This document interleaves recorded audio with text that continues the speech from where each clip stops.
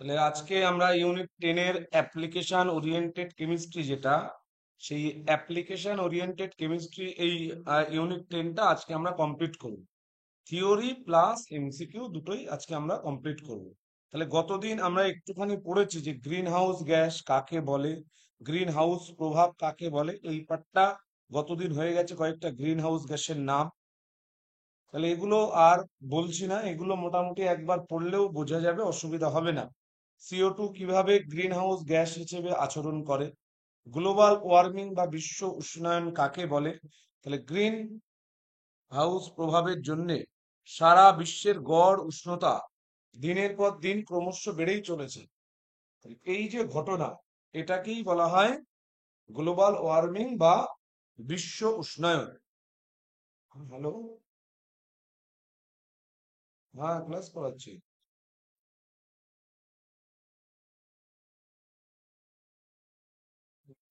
না, আমি তো এখন 11:30টায় ক্লাস শেষ হবে, ঠিক আছে। হ্যাঁ হ্যাঁ, ঠিক বলো। তাহলে গ্লোবাল ওয়ার্মিং বা বিশ্ব উষ্ণায়ন কাকে বলে এটা আমরা জানলাম। ওজোন স্তর কি, তাহলে ভূপৃষ্ঠ থেকে মূলত 20 থেকে 30 কিলোমিটার এই রেঞ্জের মধ্যে, তাহলে ওজোন গ্যাস যেটা, ওজোন গ্যাসের একটা পুরু স্তর রয়েছে যাকে বলা হয় ওজোন স্তর। তাহলে পরিবেশে ওজোন স্তরের গুরুত্বপূর্ণ ভূমিকা বলতে যেটা ব্যাপার সেটা হচ্ছে সূর্য থেকে আগত যে অতি বেগুনি রশ্মি, সেই অতি বেগুনি রশ্মি ওজোন স্তর শোষণ করে। শোষণ করে জীবজগৎকে এই ক্ষতিকারক রশ্মির প্রভাব থেকে কিন্তু রক্ষা করে। সেই জন্য এটাকে প্রাকৃতিক সৌর পর্দা বা এটাকে বলা হয় প্রাকৃতিক ছাতার মতো কাজ করছে। তাহলে ওজোন স্তর এই ক্ষতিকারক ইউভি আলো যেটা, সেইটাকে আটকাবার জন্য পর্দা রূপে কাজ করে। ইউভিসি যেটা রশ্মি প্রধানত ওজোন উৎপাদনে শোষিত হয়, মানে ইউভিসি রশ্মি যেটা, সেটা ওজনের যে উৎপাদনের জন্য এটা কাজে লেগে যায়। কিন্তু ইউভি বি রশ্মির কিছুটা অংশ ওজোন স্তরে শোষিত হয় ও কিছুটা অংশ ভূপৃষ্ঠে চলে আসে। তাহলে ইউভি রশ্মির ভেদন ক্ষমতা অত্যন্ত বেশি, ফলে আলোর থেকেও বেশি, তাই মানুষের ত্বক ভেদ করে মানুষের শরীরের মধ্যে প্রবেশ করতে পারে, এবং যার গুরুত্বপূর্ণ সমস্যা হলো ক্যান্সার রোগ সৃষ্টি। এছাড়া এর প্রভাবে চোখের কর্নিয়া ক্ষতিগ্রস্ত হয় এবং অসময়ে ছানি পড়ে যেতে পারে। ওজোন স্তরের ক্ষয় বা ওজোন হোল কি জিনিস, তাহলে দেখো, মনুষ্য জাতি বা মানব জাতির বিভিন্ন ক্রিয়াকলাপের ফলে স্ট্রাটোস্ফিয়ারের অন্তর্গত ওজোন স্তর এ ওজোন গ্যাসের যে উৎপাদন যদি বিয়োজন অপেক্ষা যদি এটা বেশি হয়ে যায়, তখন কিন্তু সমস্যা। হ্যালো, হ্যাঁ গুড ইভিনিং, আসসালামু আলাইকুম। হ্যাঁ ভালো আছি স্যার। হ্যাঁ হ্যাঁ হ্যাঁ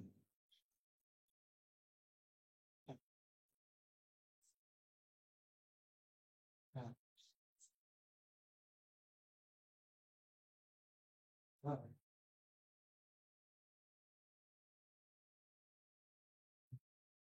এবারে আপনার ওই আমার সামনে আমাকে যেভাবে বলে দিয়েছে আমরা সেইভাবে করেছি, বুঝতে পারছি।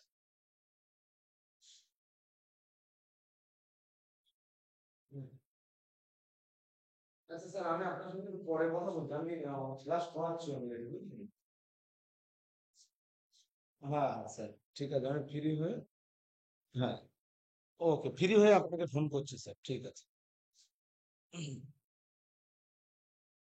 তাহলে ওজোন স্তর বিনষ্টকারী কয়েকটা পদার্থের নাম, তাহলে ওজোন হোল বা ওজোন গহ্বর কাকে বলে বা ওজোন ছিদ্র কাকে বলে। তাহলে মানুষের বিভিন্ন ক্রিয়াকলাপের ফলে স্ট্র্যাটোস্ফিয়ারের ওজোন স্তর যখন পাতলা হতে থাকে, অর্থাৎ ওজনের উৎপাদনের তুলনায় ওজনের বিয়োজন যেটা, এটা যদি বেশি হয়, তখন ওজোন স্তর ক্রমশ পাতলা হয়ে যায়। এই যে ঘটনা, এটাকে বলা হয় ওজোন হোল বা ওজোন স্তরের ক্ষয়।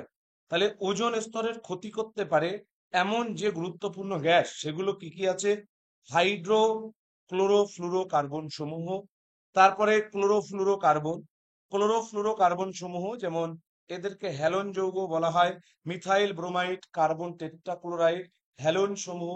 এই যে যৌগগুলো, তাহলে ট্রাইক্লোরোইথেন এই যে যৌগ, এই যৌগগুলো কিন্তু ওজোন স্তরকে মারাত্মকভাবে ক্ষতি করে। এরপরে হ্যালোন কি? হ্যালোন এক প্রকারের হ্যালো কার্বন। হ্যালো কার্বন মানে হ্যালোজেন যদি কার্বনের সঙ্গে থাকে সেই যৌগগুলোকে হ্যালো কার্বন বলা হয়। এদের অধিকাংশের মধ্যে তাহলে হ্যালোজেন পরমাণু হিসেবে কে থাকে? ব্রোমিন পরমাণু থাকে।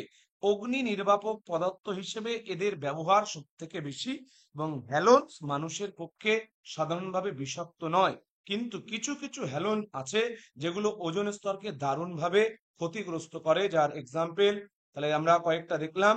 এরপরে সিএফসি হচ্ছে ক্লোরোফ্লুরোকার্বন, যার বাণিজ্যিক নাম হলো সিএফসি। তাহলে ক্লোরোফ্লুরোকার্বন যেটা, এর বাণিজ্যিক নাম কি? এর বাণিজ্যিক নাম হচ্ছে ক্লোরোফ্লুরোকার্বনের বাণিজ্যিক নাম হলো সিএফসি।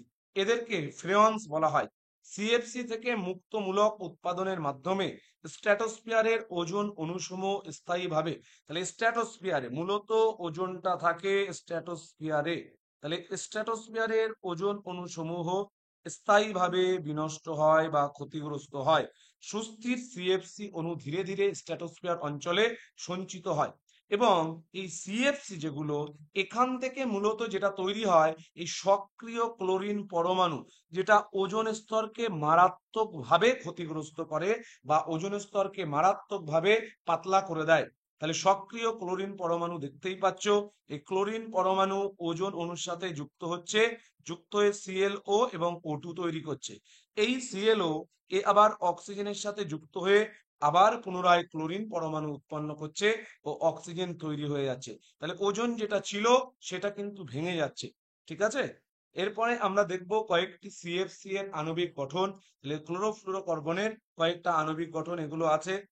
তাহলে এগুলো মূলত ক্লোরিন এবং ফ্লুরিন গঠিত যৌগ বেশিরভাগ হয়ে থাকে, অর্থাৎ এদেরকে বলা হয় হ্যালোন, বা তোমার যেখানে হ্যালোজেন কার্বনের সাথে যুক্ত থাকবে। এরপরে কিভাবে ওজোন স্তরের ঘনত্ব পরিমাপ করা হয়? তাহলে ওজোন স্তরের ঘনত্ব বা পুরুত্ব নির্ণয়ে বেশ গুরুত্বপূর্ণ একটা প্রশ্ন, যেটা যে এককটা ব্যবহার করা হয় তার নাম হচ্ছে ডবসন একক। তাহলে ওজোন স্তরের ঘনত্ব বা পুরুত্ব নির্ণয়ে যে এককটা ব্যবহার করা হচ্ছে তার নাম কি? ডবসন একক। একটি স্বাভাবিক ওজোন স্তরের পুরুত্ব হয় 300 ডিইউ, ডবসন ইউনিট। তাহলে যেটা স্বাভাবিক ওজোন স্তর, তার ঘনত্ব বা পুরুত্ব কত হয়? 300 ডিইউ বা Dobson unit. 1 Dobson unit equal to হবে 1/100 মিলিমিটার পুরু ওজোন স্তর। তাহলে 1 ডবসন ইউনিট ইকুয়াল টু হবে 1/100 মিলিমিটার পুরু ওজোন স্তর। অ্যাসিড বৃষ্টি বা অম্ল বৃষ্টি কাকে বলে? কম বেশি আমরা সবাই জানি যে অ্যাসিড বৃষ্টি হচ্ছে, দেখো, বায়ুতে উপস্থিত বিভিন্ন রকমের অক্সাইড, যেমন carbon die oxide, sulphur die oxide, sulphur trioxide এবং নাইট্রোজেন ডাই অক্সাইড। এই বাতাসে উপস্থিত এই সমস্ত অক্সাইড গুলো বৃষ্টির জলে দ্রবীভূত হয়ে বিভিন্ন রকমের অ্যাসিড উৎপন্ন করে, যেমন sulphurous acid H2SO3, sulphuric acid H2SO4, nitrous acid HNO2 এবং নাইট্রিক অ্যাসিড HNO3 উৎপন্ন করে। ফলে বৃষ্টির জলের পিএইচ এর মান 5.5 বা তার থেকে কম হয়। তাহলে পিএইচ এর মান 5.5 বা তার থেকে কম হয়। এই প্রকার বৃষ্টিকে কি বলা হয়? তাহলে অ্যাসিড বৃষ্টির পিএইচ এর মান কত হয়? মনে রাখতে হবে 5.5 বা তার থেকেও কম হতে পারে। তাহলে এই প্রকার বৃষ্টিকে বলা হয় অ্যাসিড বৃষ্টি বা অ্যাসিড রেন। এরপর অ্যাসিড বৃষ্টির ক্ষতিকারক যে প্রভাব, অ্যাসিড বৃষ্টি কি কি ক্ষতি তার বা কি কি ক্ষতিকারক প্রভাব পড়তে পারে? অ্যাসিড বৃষ্টির ক্ষতিকারক প্রভাবগুলো মূলত, তাহলে 1 নাম্বার হচ্ছে অ্যাসিড বৃষ্টির ফলে মাটির যে অম্লতা কিন্তু বৃদ্ধি পায়। হ্যাঁ স্যার বলুন। Hello, hello. তাহলে অ্যাসিড বৃষ্টির ফলে মূলত মাটির যে অম্লতা বৃদ্ধি পায় এবং কৃষি উৎপাদন হ্রাস পায়। তাহলে অ্যাসিড বৃষ্টির ফলে মাটির অম্লতা বা অ্যাসিডিটি বৃদ্ধি পায় এবং কৃষির উৎপাদন ক্ষমতা বা কৃষি জমিতে ফসলের যে উৎপাদন সেই উৎপাদনটা কমে যায়। অ্যাসিড বৃষ্টির ফলে বাড়ি ঘরের বিশেষ করে মার্বেল পাথর যেগুলো, সেগুলো ক্ষতিগ্রস্ত হয়। তাহলে ক্যালসিয়াম কার্বনেটের সাথে H2SO4 এর বিক্রিয়ায় ক্যালসিয়াম সালফেট উৎপন্ন হয়, যেটা মার্বেলের উপরে ক্ষত সৃষ্টি করে এবং এর ফলে বহু প্রাচীন সৌধ ও মূর্তি বিনষ্ট হয়ে যায়। তার বিশেষ একটা এক্সাম্পল হচ্ছে আগ্রার তাজমহল। আগ্রার তাজমহল তো মার্বেল পাথর বা চুনা পাথর, যেগুলো এই পাথর দিয়ে তৈরি। তাহলে অ্যাসিড বৃষ্টির ফলে ওই মার্বেলের সঙ্গে অ্যাসিডের বিক্রিয়া করে মার্বেল কিন্তু আস্তে আস্তে ক্ষয়প্রাপ্ত হয় বা ক্ষতিগ্রস্ত হয়। এরপরে আলোক রাসায়নিক ধোঁয়াশা কি জিনিস সেটা আমরা জানবো। তাহলে আলোক রাসায়নিক ধোঁয়াশা মূলত এটা উষ্ণ এবং শুষ্ক এবং রৌদ্রোজ্জ্বল আবহাওয়া, যখন পরিষ্কার ঝলমলে রৌদ্রোজ্জ্বল আবহাওয়া, তখন বিশেষ করে দুপুর বেলার দিকে এরকম আবহাওয়ায় বাতাসে উপস্থিত নাইট্রোজেনের অক্সাইড এবং হাইড্রোকার্বন, তাহলে হাইড্রোকার্বন কাদেরকে বলে? যে সমস্ত যৌগের মূল উপাদান হলো কার্বন এবং হাইড্রোজেন, তাদেরকে বলা হয় হাইড্রোকার্বন। তাহলে এরা পরস্পরের সাথে বিক্রিয়া করে কতগুলি ক্ষতিকারক পদার্থ উৎপন্ন করে। তাহলে তার মধ্যে যেমন কি কি আছে? ফর্মালডিহাইড, অ্যাক্রালডিহাইড, তারপরে পারক্সি অ্যাসাইল নাইট্রেট। তাহলে এইটার নাম ভালো করে পড়তে হবে, প্যান। তাহলে প্যান কথার পুরো অর্থ হলো পারক্সি অ্যাসাইল নাইট্রেট। তাহলে এই প্যান এটা উৎপন্ন হয়। তাহলে জীবাশ্ম জ্বালানি যেগুলো, তাদের দহনের ফলেও যে NO2 উৎপন্ন হয়, তা বায়ুমণ্ডলের অক্সিজেনকে ওজোনে রূপান্তরিত করে। তাহলে বিভিন্ন জীবাশ্ম জ্বালানি, এদের দহন মানে এদের জ্বালানির ফলে যে NO2 উৎপন্ন হয়, তা বায়ুমণ্ডলীয় অক্সিজেনকে ওজোনে রূপান্তরিত করে এবং এগুলি হাইড্রোকার্বনকে জারিত করে দেয়। এবং এগুলো হাইড্রোকার্বনকে জারিত করে উপরের যে সমস্ত পদার্থ দেখলে, অ্যাক্রোলিন বা অ্যাক্রালডিহাইড, ফর্মালডিহাইড, পারক্সি অ্যাসাইল নাইট্রেট, এইগুলো উৎপন্ন হয়। তাহলে এগুলি হাইড্রোকার্বনকে জারিত করে ওই সমস্ত পদার্থগুলো উৎপন্ন হচ্ছে। তাহলে বাতাসের সাথে NO, NO2 এবং O3 ও জারিত জৈব পদার্থ মিশে একটি ভারী ট্রোপোস্ফিয়ার। তাহলে ভূপৃষ্ঠ থেকে বায়ুমণ্ডলকে আমরা 5টা 6টা স্তরে ভাগ করতে পারি। প্রথম যেটা তাকে বলে ট্রোপোস্ফিয়ার। তাহলে প্রথম স্তর যেটা তাকে বলা হয় ট্রোপোস্ফিয়ার। তারপরে তাহলে মোটামুটি 20 কিলোমিটার পর্যন্ত, ভূপৃষ্ঠ থেকে 20 কিলোমিটার পর্যন্ত উচ্চতাকে বলে ট্রোপোস্ফিয়ার। 20 থেকে 50 কিলোমিটার পর্যন্ত তাকে বলে স্ট্র্যাটোস্ফিয়ার। তারপরে রয়েছে মেসোস্ফিয়ার, তারপরে রয়েছে থার্মোস্ফিয়ার, তারপরে এক্সোস্ফিয়ার বা তারপরে রয়েছে ম্যাগনেটোস্ফিয়ার। তাহলে মূলত ট্রোপোস্ফিয়ার যেটা, বা ভূপৃষ্ঠ থেকে 20 কিলোমিটার যে উচ্চতা রয়েছে, সেখানে একটা উষ্ণ বায়ু ও ভূপৃষ্ঠ সংলগ্ন শীতল বায়ুর মধ্যে অবস্থান করে, যাকে বলা হয় স্মগ। তাহলে এর মধ্যে কিন্তু কোনো কুয়াশা থাকে না।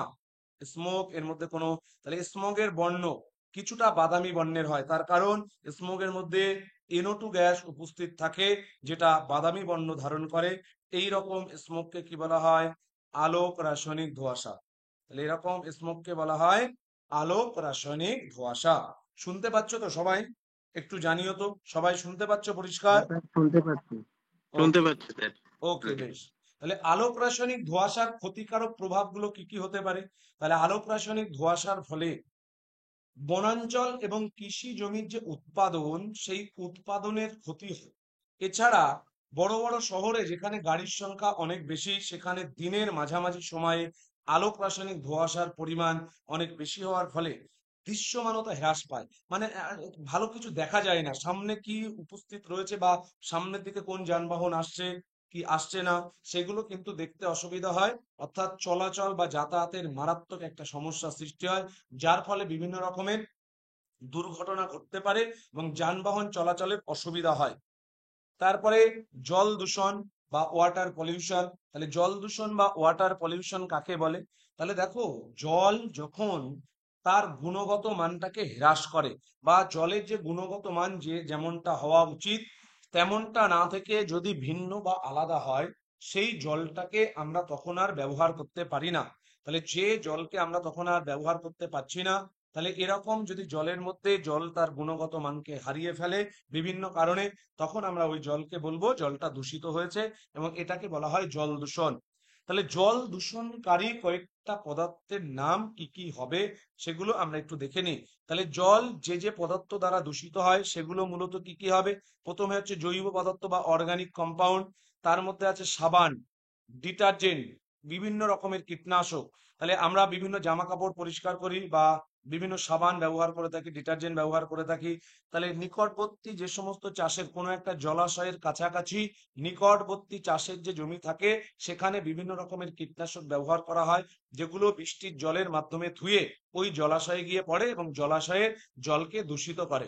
অজৈব পদার্থের মধ্যে বিভিন্ন রকমের রাসায়নিক সার রয়েছে, বিভিন্ন ভারী ধাতু রয়েছে, যেগুলো জলের সঙ্গে মিশে জলকে দূষিত করে। তারপরে বিভিন্ন পলি, যেগুলো পলি মাটি জলের সঙ্গে মিশে গিয়ে সেই জলটা আর ব্যবহারের উপযোগী থাকে না। বিভিন্ন তেজস্ক্রিয় পদার্থ, যেটা একটা মারাত্মক ক্ষতিকারক প্রভাব ফেলতে পারে। তাহলে তেজস্ক্রিয় পদার্থ কিন্তু জলের সঙ্গে মিশে গেলে সেই জলটাকে কোনোভাবেই ব্যবহার করা যাবে না। এগুলো এতটাই ক্ষতিকারক পদার্থ যেগুলো কিন্তু ক্যান্সারের সৃষ্টির অন্যতম একটা গুরুত্বপূর্ণ কারণ। তারপরে শিল্পের ও গৃহস্থালির ব্যবহৃত বিভিন্ন রকমের বর্জ্য পদার্থ, শিল্প কলকারখানায় বিভিন্ন রকমের বর্জ্য পদার্থ, আবর্জনা বা নোংরা যেগুলো তৈরি হয়, এর পাশাপাশি গৃহস্থালী অর্থাৎ আমাদের বাড়িতে যে সমস্ত বিভিন্ন সবজির অংশ, তারপরে পশু পাখির বিভিন্ন রকমের মলমূত্র ইত্যাদি অপ্রয়োজনীয় পদার্থ বা ইত্যাদি বর্জ্য পদার্থ যখন জলের মধ্যে ফেলে দেওয়া হয়, এরা কিন্তু জলকে দূষিত করতে পারে। তাপজনিত দূষিত পদার্থ, বিভিন্ন তাপীয় বিক্রিয়ায় বা গরম রকমের বিভিন্ন গরম পদার্থ জলের মধ্যে ফেলে দেওয়া হয়, যেগুলো জলকে দূষিত করে। তাহলে এরপরে পড়তে হবে বোর্ড বা বায়োকেমিক্যাল বা বায়োলজিক্যাল অক্সিজেন ডিম্যান্ড কাকে বলে।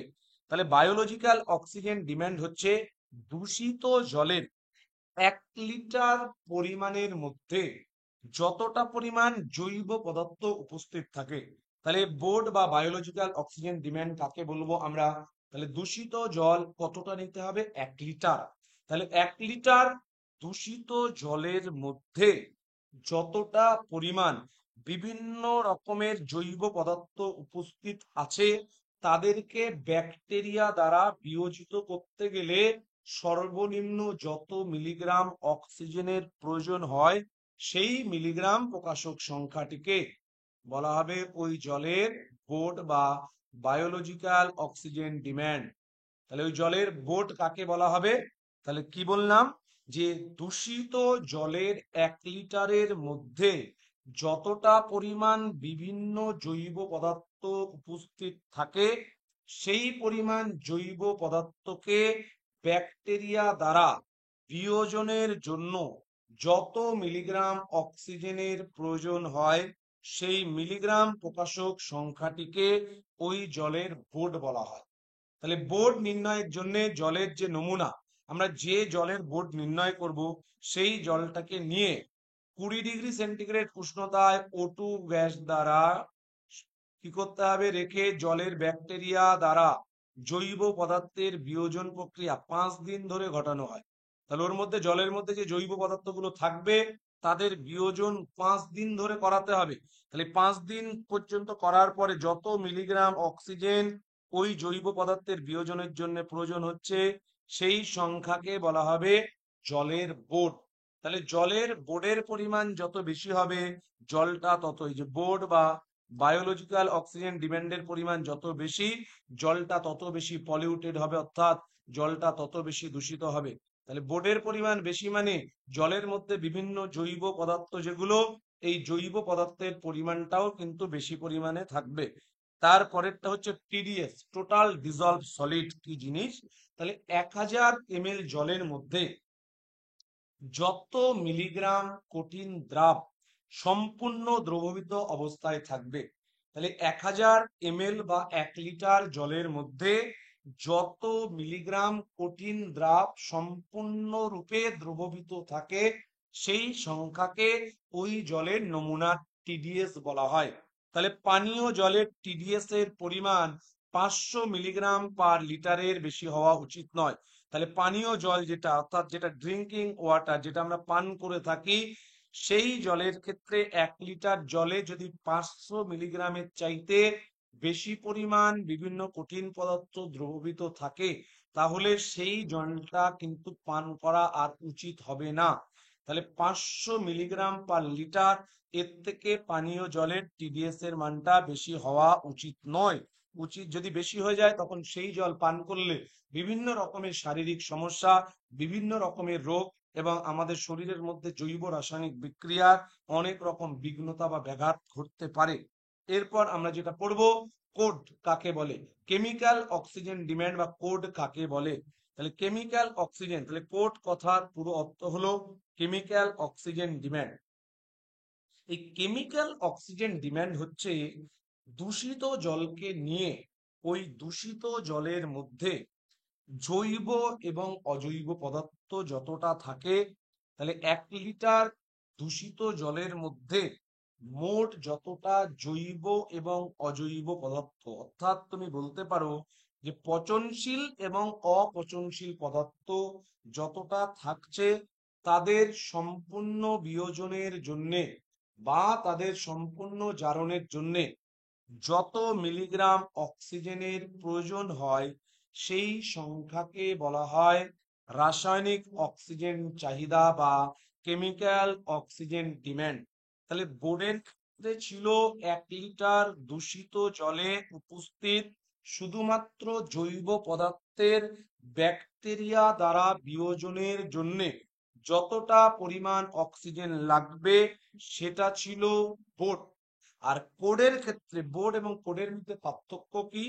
তাহলে বোর্ডের ক্ষেত্রে শুধুমাত্র 1 লিটার জলে জৈব পদার্থের বিয়োজন করতে হচ্ছিল। এখানে জৈব এবং অজৈব পদার্থ, অর্থাৎ দূষিত জলের প্রতি লিটারে উপস্থিত পচনশীল এবং অপচনশীল, অর্থাৎ জৈব এবং অজৈব পদার্থ যতটা পরিমাণ উপস্থিত, তাদেরকে সম্পূর্ণরূপে বিয়োজিত করতে হবে, বা সম্পূর্ণরূপে বিয়োজিত করার জন্য যে পরিমাণ অক্সিজেনের প্রয়োজন হয়, সেই পরিমাণ অক্সিজেন, যত মিলিগ্রাম অক্সিজেন প্রয়োজন হবে, সেই মিলিগ্রাম প্রকাশক সংখ্যাটিকে বলা হবে রাসায়নিক অক্সিজেন চাহিদা বা কোড।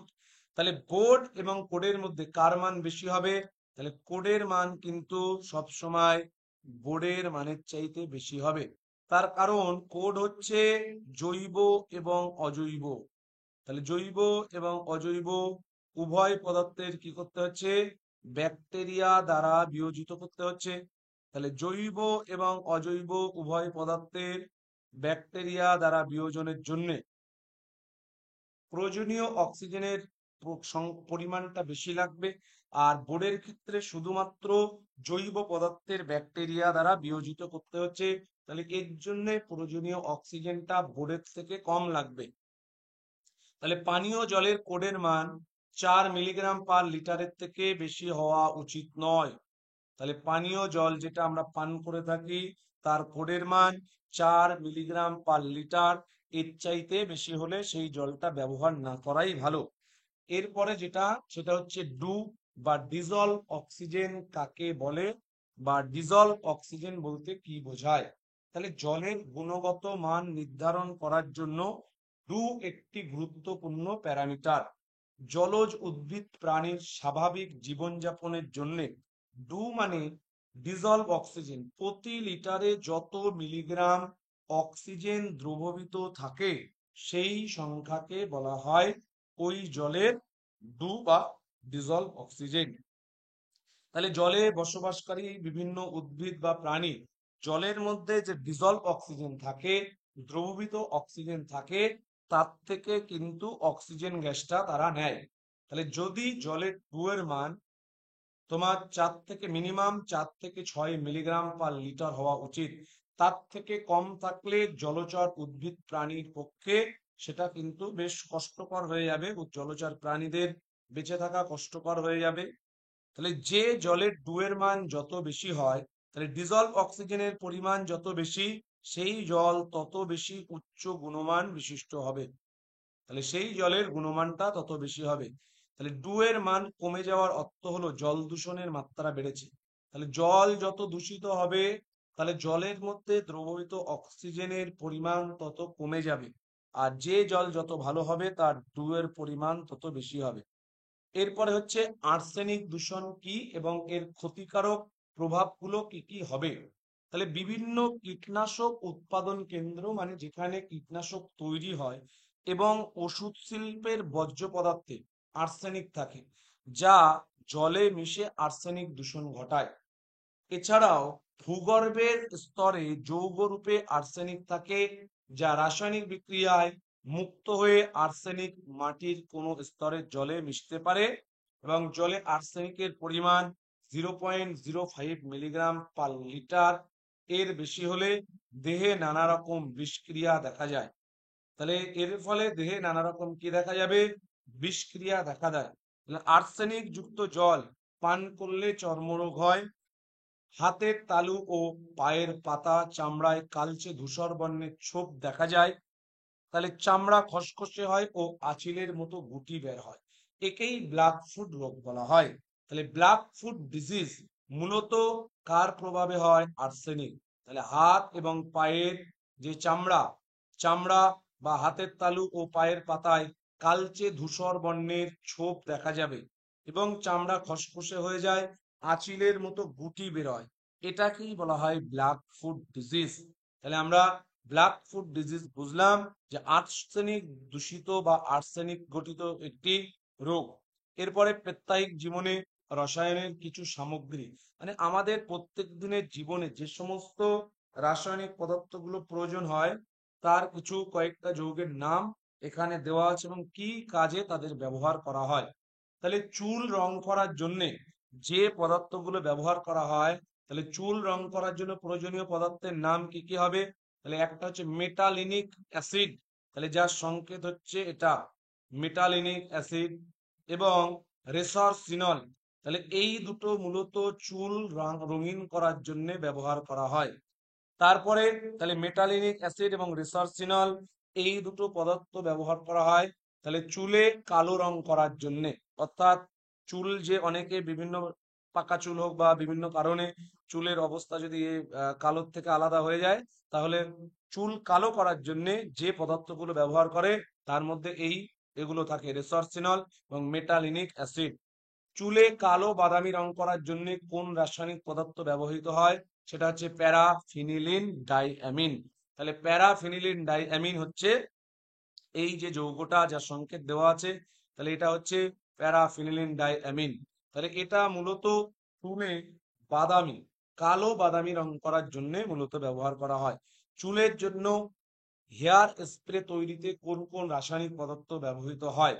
তাহলে চুলে হেয়ার স্প্রে তৈরির জন্য যে সমস্ত রাসায়নিক পদার্থগুলো ব্যবহার করা হয় তার মধ্যে অ্যাক্রাইলিক অ্যাসিডের পলিমার, তাহলে এটা হচ্ছে অ্যাক্রাইলিক অ্যাসিড, তার পলিমার। আর ট্রাই ইথানল অ্যামিন, তাহলে ট্রাই ইথানল, তাহলে চুলের জন্য হেয়ার স্প্রে যেগুলো, সেই হেয়ার স্প্রেতে এই সমস্ত পদার্থগুলো দেওয়া থাকে। Try ethanol amine. প্যানথেনল, তাহলে স্ট্রাকচার মনে রাখতে হবে না, শুধু যৌগগুলো একটু নাম মনে রাখলে হবে। ক্রিম প্রস্তুত করতে কি কি রাসায়নিক পদার্থ ব্যবহার করা হয়? ডিএম, তাহলে হাই তোমার ড্যান্টেয়ন যেটা, এটাকে ব্যবহার করা হয়। তারপরে ডিমিথিকোন, তারপরে জেরানিলন মূলত এটা সুগন্ধি হিসেবে বিভিন্ন সাবান এবং সেন্ট প্রস্তুত করতে জেরানিলন ব্যবহার করা হয়। তারপরে সেন্ট অ্যান্ড লোশন, অর্থাৎ আমাদের যে সানস্ক্রিন যেগুলো ব্যবহার করে থাকি তার মধ্যে যে লোশন তৈরিতে যে রাসায়নিক পদার্থগুলো ব্যবহার করা হয়, ইউভিএ, এটা মূলত ইউভিএ শোষণ করে পদার্থ হিসেবে কি কি ব্যবহার করা হয়? অক্সিবেনজন এবং সলিসল বেনজল। তাহলে এই দুটো হচ্ছে ইউভিএ শোষণ করে। ইউভিবি শোষণ করে কে? তাহলে সেটা হচ্ছে প্যারা অ্যামিনো বেনজোইক অ্যাসিড। তাহলে ইউভিবি শোষণ করে প্যারা অ্যামিনো বেনজোইক অ্যাসিড এবং মিথাইল অ্যান্থ্রানিলেট। এরপরে প্রসাধন সামগ্রীতে ব্যবহৃত কয়েকটি সুগন্ধি দ্রব্যের নাম। তাহলে সুগন্ধি হিসেবে যেগুলো যাদেরকে ব্যবহার করা হয় তার মধ্যে প্রথমে আছে অ্যামাইল অ্যাসিটেট, যেটা কলা বা নাশপাতির গন্ধযুক্ত। তাহলে এগুলো সব এদেরকে বলা হয় স্টার যৌগ। তাহলে স্টার যৌগ কাদেরকে বলে? যাদের মধ্যে এই বন্ধনটা উপস্থিত থাকে তাদেরকে বলা হয় স্টার যৌগ। তাহলে আমরা যে পাকা কলা বা নাশপাতি এর মধ্যে যে গন্ধটা পাই সেটা হচ্ছে অ্যামাইল অ্যাসিটেটের গন্ধ। তাহলে বিটা ফিনাইল ইথাইল অ্যালকোহল এবং জ্যাসমন, যেটা জুঁই ফুলের গন্ধর মতো। তাহলে এই জ্যাসমনের গন্ধ হচ্ছে জুঁই ফুলের গন্ধ। তারপরে হচ্ছে সিভেটন, এটা হচ্ছে আতর উৎপাদনে ব্যবহার করা হয়। এরপর খাদ্যদ্রব্য বা খাদ্য বস্তুতে ব্যবহৃত রাসায়নিক পদার্থ যেগুলো, সেই রাসায়নিক পদার্থগুলো কি কি আছে? তাহলে খাদ্যদ্রব্যে ব্যবহৃত রাসায়নিক পদার্থের নাম হচ্ছে বোরোনাইল অ্যাসিটেট, যেটা কর্পূর। তারপরে সিনামালডিহাইড দারুচিনি, সিট্রাল মানে লেবু, এগুলো সব তোমার খাদ্যদ্রব্যে ব্যবহার করা হয়। মিথাইল অ্যান্থ্রানিলেট আঙুরের গন্ধ, বা মেনথল পিপারমেন্ট, আইসোঅ্যামাইল অ্যাসিটেট যেটা কলার গন্ধযুক্ত, ভ্যানিলিন বা ভ্যানিলা, এইটা কিন্তু ব্যবহার করা হয়। তারপরে খাদ্যদ্রব্যে রং করার জন্য যে সমস্ত যে বিভিন্ন রঙিন খাবার যেগুলো, সেই রঙিন খাবারের মধ্যে কি কি ব্যবহার করা হয়? বিটানিন, এটা মূলত বেগুনি বর্ণের, তাহলে কেক, লজেন্স, পানীয়তে ব্যবহার করা হয় বিটানিন। সানসেট ইয়েলো যেটা কমলা কালার, তাহলে কোনো খাবারকে কমলা রঙের বা লজেন্স টজেন্স বিস্কুট তৈরি করতে, আইসক্রিম তৈরি করতে, তাহলে সানসেট ইয়েলো যেটা কমলা কালার সেটাকে ব্যবহার করা হয়। তারপর হচ্ছে ক্যারামেল, গাঢ় বাদামি বর্ণের। সস এবং মদ জাতীয় পানীয়, যেগুলো মদ জাতীয় পানীয় তো তৈরি করা হয়। ব্রিলিয়ান্ট ব্লু, উজ্জ্বল নীল। পানি এবং দুধ গঠিত যে খাদ্য, জেলি, তারপরে সিরাপ, এই সমস্ত প্রস্তুত করতে ব্যবহার করা হয়। ইন্ডিগোটিন যেটাকে রয়্যাল ব্লু বলা হয়, সেকা খাদ্য, তারপরে আইসক্রিম, বিস্কুট, লজেন্স তৈরিতে ব্যবহার করা হয়। খাদ্য সংরক্ষক গুলো খুব ভালো করে পড়তে হবে, খুব ইম্পর্টেন্ট একটা পার্ট এটা হচ্ছে খাদ্য সংরক্ষক হিসেবে কি কি পদার্থ ব্যবহার করা হয়। তাহলে কোনো বিশেষ করে প্যাকেট জাতীয় খাবার, এই প্যাকেট জাতীয় খাবার এরা কিন্তু অনেক দিন পর্যন্ত ভালো থাকে, তার কারণ এই খাবারগুলো যাতে নষ্ট না হয়, দীর্ঘদিন ধরে এই খাদ্যগুলোকে সংরক্ষণের কাজে আমরা যে পদার্থগুলোকে ব্যবহার করে থাকি তাদেরকে বলা হয় খাদ্য সংরক্ষক। তাহলে খাদ্য সংরক্ষক হিসেবে বেনজোইক অ্যাসিড ও সোডিয়াম বেনজোয়েট ব্যবহার করা হয়। কোন কোন খাদ্য সংরক্ষণের কাজে বেনজোইক অ্যাসিড এবং সোডিয়াম বেনজোয়েট ব্যবহার করা হয়? মাছের সস, অ্যালকোহল বিহীন পানীয়, ফলের রস, জ্যাম, জেলি, আচার জাতীয় খাদ্যে ব্যাকটেরিয়া যাতে ওই খাবারগুলোকে নষ্ট না করতে পারে, ব্যাকটেরিয়া প্রতিরোধ করার জন্য এই বেনজোইক অ্যাসিড এবং সোডিয়াম বেনজোয়েট এদেরকে মেশানো হয়ে থাকে। তারপরে সরবিক অ্যাসিড ও পটাশিয়াম সরবেট, তাহলে এই পদার্থগুলো মূলত মাখন, চিজ ও ময়দা জাতীয় খাদ্য সামগ্রীতে মেশানো হয়। অ্যাসকর্বিক অ্যাসিড যেটাকে বলে ভিটামিন সি ও সোডিয়াম অ্যাসকর্বেট, তাহলে রান্না করা মাংস জাতীয় পদার্থে মেশানো হয়। এরা কি করে? বাতাসের অক্সিজেন দ্বারা যাতে খাবারটা জারিত হয়ে নষ্ট না হয়, তার জন্য অ্যাসকর্বিক অ্যাসিড এবং সোডিয়াম অ্যাসকর্বেট এদেরকে মেশানো হয়। খুব ভালো ইম্পর্টেন্ট 4 নম্বরের প্রশ্নটা, বিউটাইলেটেড হাইড্রক্সি টলুইন এবং বিউটাইলেটেড হাইড্রক্সি অ্যানিসোল, এগুলো মূলত মাখন জাতীয় যে খাবার তাদেরকে সংরক্ষণের জন্য ব্যবহার করা হয়। এদেরকে বলে অ্যান্টি অক্সিডেন্ট। তাহলে মাখনের মধ্যে পিএইচটি এবং বিএইচএ কেন মেশানো হয়? এরা হলো অ্যান্টি অক্সিডেন্ট, মানে জারণটাকে আটকায় বা জারণকে প্রতিরোধ করে। তাহলে মাখন বা তেল বা চর্বি জাতীয় যে খাদ্য, সেই খাদ্যগুলো যাতে বাতাসের অক্সিজেন দ্বারা সহজে জারিত হয়ে নষ্ট না হয়, তার জন্যে জারণ গঠিত বিনষ্টের হাত থেকে এই খাবারগুলোকে রক্ষা করার জন্য বিউটাইলেটেড হাইড্রক্সি অ্যানিসোল এবং বিউটাইলেটেড হাইড্রক্সি টলুইন, বিএইচএ এবং বিউটাইলেটেড হাইড্রক্সি টলুইন, এদেরকে ব্যবহার করা হয়। তাহলে যেহেতু এরা জারণটাকে আটকায় বা জারণটিকে প্রতিরোধ করে বা জারণের হাত থেকে খাদ্যদ্রব্যকে নষ্টের হাত থেকে রক্ষা করে, তাই এদেরকে বলা হয় অ্যান্টি অক্সিডেন্ট। তাহলে বিউটাইলেটেড হাইড্রক্সি টলুইন এবং বিউটাইলেটেড হাইড্রক্সি অ্যানিসোল, তাহলে এই যে যৌগগুলো, এই যৌগগুলোকে মূলত তাহলে ব্যবহার করা হচ্ছে অ্যান্টি অক্সিডেন্ট হিসেবে। তাহলে অ্যান্টি অক্সিডেন্ট হিসেবে কেন ব্যবহার করছি আমরা? তার কারণ যাতে এরা বাতাসের অক্সিজেন দ্বারা সহজে নষ্ট না হয়ে ওই খাবারগুলো যাতে তাড়াতাড়ি নষ্ট না হয়, দীর্ঘদিন ধরে রেখে দেওয়া যায়, তার জন্য ওদের মধ্যে এইগুলো দেওয়া থাকে। ঠিক আছে, কি বললাম? এর পরেরটা, চিনির বিকল্প হিসেবে খুব ইম্পর্টেন্ট একটা জায়গা, যে চিনির বিকল্প হিসেবে কৃত্রিম মিষ্টিকারক পদার্থ। তাহলে চিনির বিকল্প হিসেবে আমরা যে সমস্ত পদার্থগুলোকে ব্যবহার করি, তাহলে যে সমস্ত মানুষের সুগারের সমস্যা রয়েছে বা ডায়াবেটিসের সমস্যা রয়েছে, ডাক্তাররা তো তাদের চিনি খেতে বারণ করে, কিন্তু তাদেরও তো ইচ্ছা হয় যে মিষ্টি স্বাদ একটু গ্রহণ করার। তাই চিনির বিকল্প হিসেবে তাদের মিষ্টি স্বাদ যাতে তারাও পেয়ে থাকে, তার জন্য যে সমস্ত পদার্থগুলোকে ব্যবহার করা হয় তাদেরকে বলে কৃত্রিম মিষ্টিকারক পদার্থ। এই কৃত্রিম মিষ্টিকারক পদার্থের মধ্যে যেগুলো আছে খুব খুব ইম্পর্টেন্ট, অ্যাসপার্টেম, তারপরে ম্যানিটল, তারপরে সরবিটল। সরবিটল এটা হচ্ছে কাশি সিরাপের মধ্যেও দেওয়া থাকে, হেক্সাহাইড্রিক অ্যালকোহল যেটাকে বলে। তাহলে গ্লুকোজের জারণের ফলে তোমার বিজারণের ফলে সরবিটল তৈরি হয়। ক্যালসিয়াম সাইক্লোমেট, তারপরে এস সালফেম পটাশিয়াম, তারপরে এখানে অ্যাসপার্টেম, অ্যালিটেমটা বলেনি, অ্যালিটমও কিন্তু হবে, সাইক্লোমেট, এগুলো সবই হচ্ছে চিনির বিকল্প হিসেবে কৃত্রিম মিষ্টিকারক পদার্থ। এরা আমাদের শরীরের মধ্যে কোনো ক্যালোরি বা শক্তি উৎপন্ন করে না। এরা আমাদের শরীরের মধ্যে যেভাবে প্রবেশ করে, আবার অপরিবর্তিত অবস্থায় আমাদের মূত্রের মাধ্যমে শরীর থেকে বাইরে বেরিয়ে যায়। কিন্তু আমাদের শুধু যে মিষ্টি স্বাদ, যেটা সেই মিষ্টি স্বাদটা গ্রহণ করার জন্যই। আরো রয়েছে স্যাকারিন রয়েছে। তাহলে এগুলো স্যাকারিন যেমন ব্যবহার করা হয় না, তার কারণ এটা যদি কন্টিনিউয়াসলি ব্যবহার করা হয়, তখন সেক্ষেত্রে কিন্তু ক্যান্সারের মতো বিভিন্ন রকমের সমস্যা দেখা দিতে পারে। তাই এই সমস্ত বিভিন্ন কৃত্রিম মিষ্টিকারক পদার্থ যেগুলো, সেই কৃত্রিম মিষ্টিকারক পদার্থগুলো ক্ষেত্রে স্যাকারিন বা এই টাইপের পদার্থ বেশি ব্যবহার করা হয় না। তেল, চর্বি ও সাবান, ডিটারজেন্ট। তাহলে তেল ও চর্বিতে থাকা কতগুলো জৈব যৌগের নাম। তাহলে সাবান হচ্ছে, দেখো, পামেটিক অ্যাসিড, তারপরে স্টিয়ারিক অ্যাসিড ও ওলেইক অ্যাসিডের সোডিয়াম বা পটাশিয়াম লবণ। তাহলে পামেটিক অ্যাসিড এগুলো সব চর্বির মধ্যে পাওয়া যায়। ওলেইক অ্যাসিড, তারপরে স্টিয়ারিক অ্যাসিড, এদের সাথে সোডিয়াম হাইড্রোক্সাইডের যদি বিক্রিয়া করানো হয়, তাহলে স্টিয়ারিক অ্যাসিডের সংকেত C17H35, তারপরে COOH। এর সাথে যদি NaOH এর বিক্রিয়া করানো হয়, তাহলে এটা অ্যাসিড আর NaOH হচ্ছে ক্ষার, বিক্রিয়া করে কি তৈরি হবে? C17H35 COONA, এটা প্লাস জল তৈরি হবে। তাহলে এটা হচ্ছে সোডিয়াম স্টিয়ারেট, এটার নাম হচ্ছে সাবান।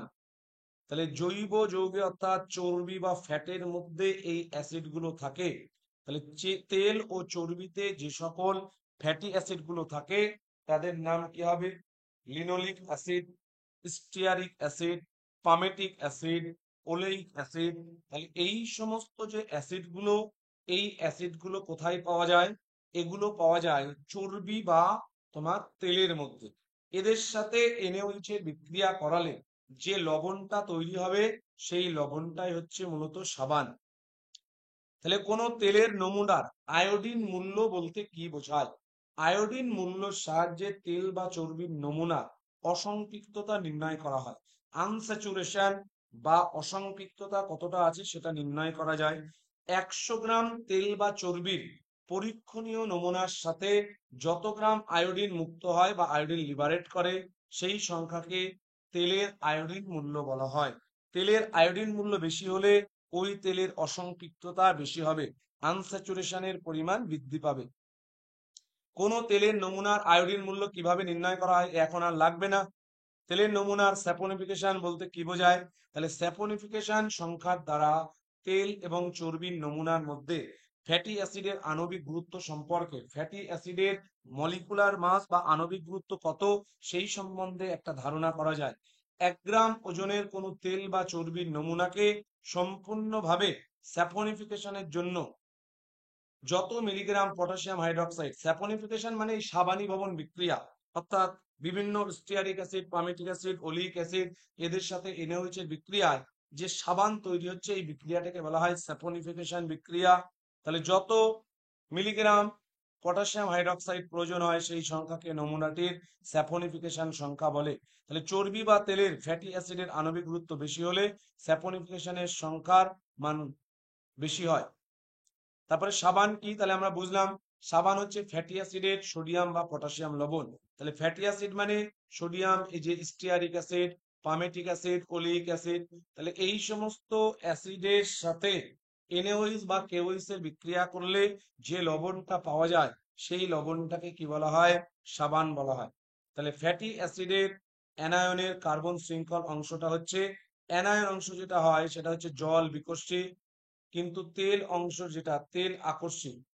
তাহলে ঋণাত্মক অংশ জল আকর্ষী হয়, অর্থাৎ সাবান যদি আমরা দেখি C17H35 COONA।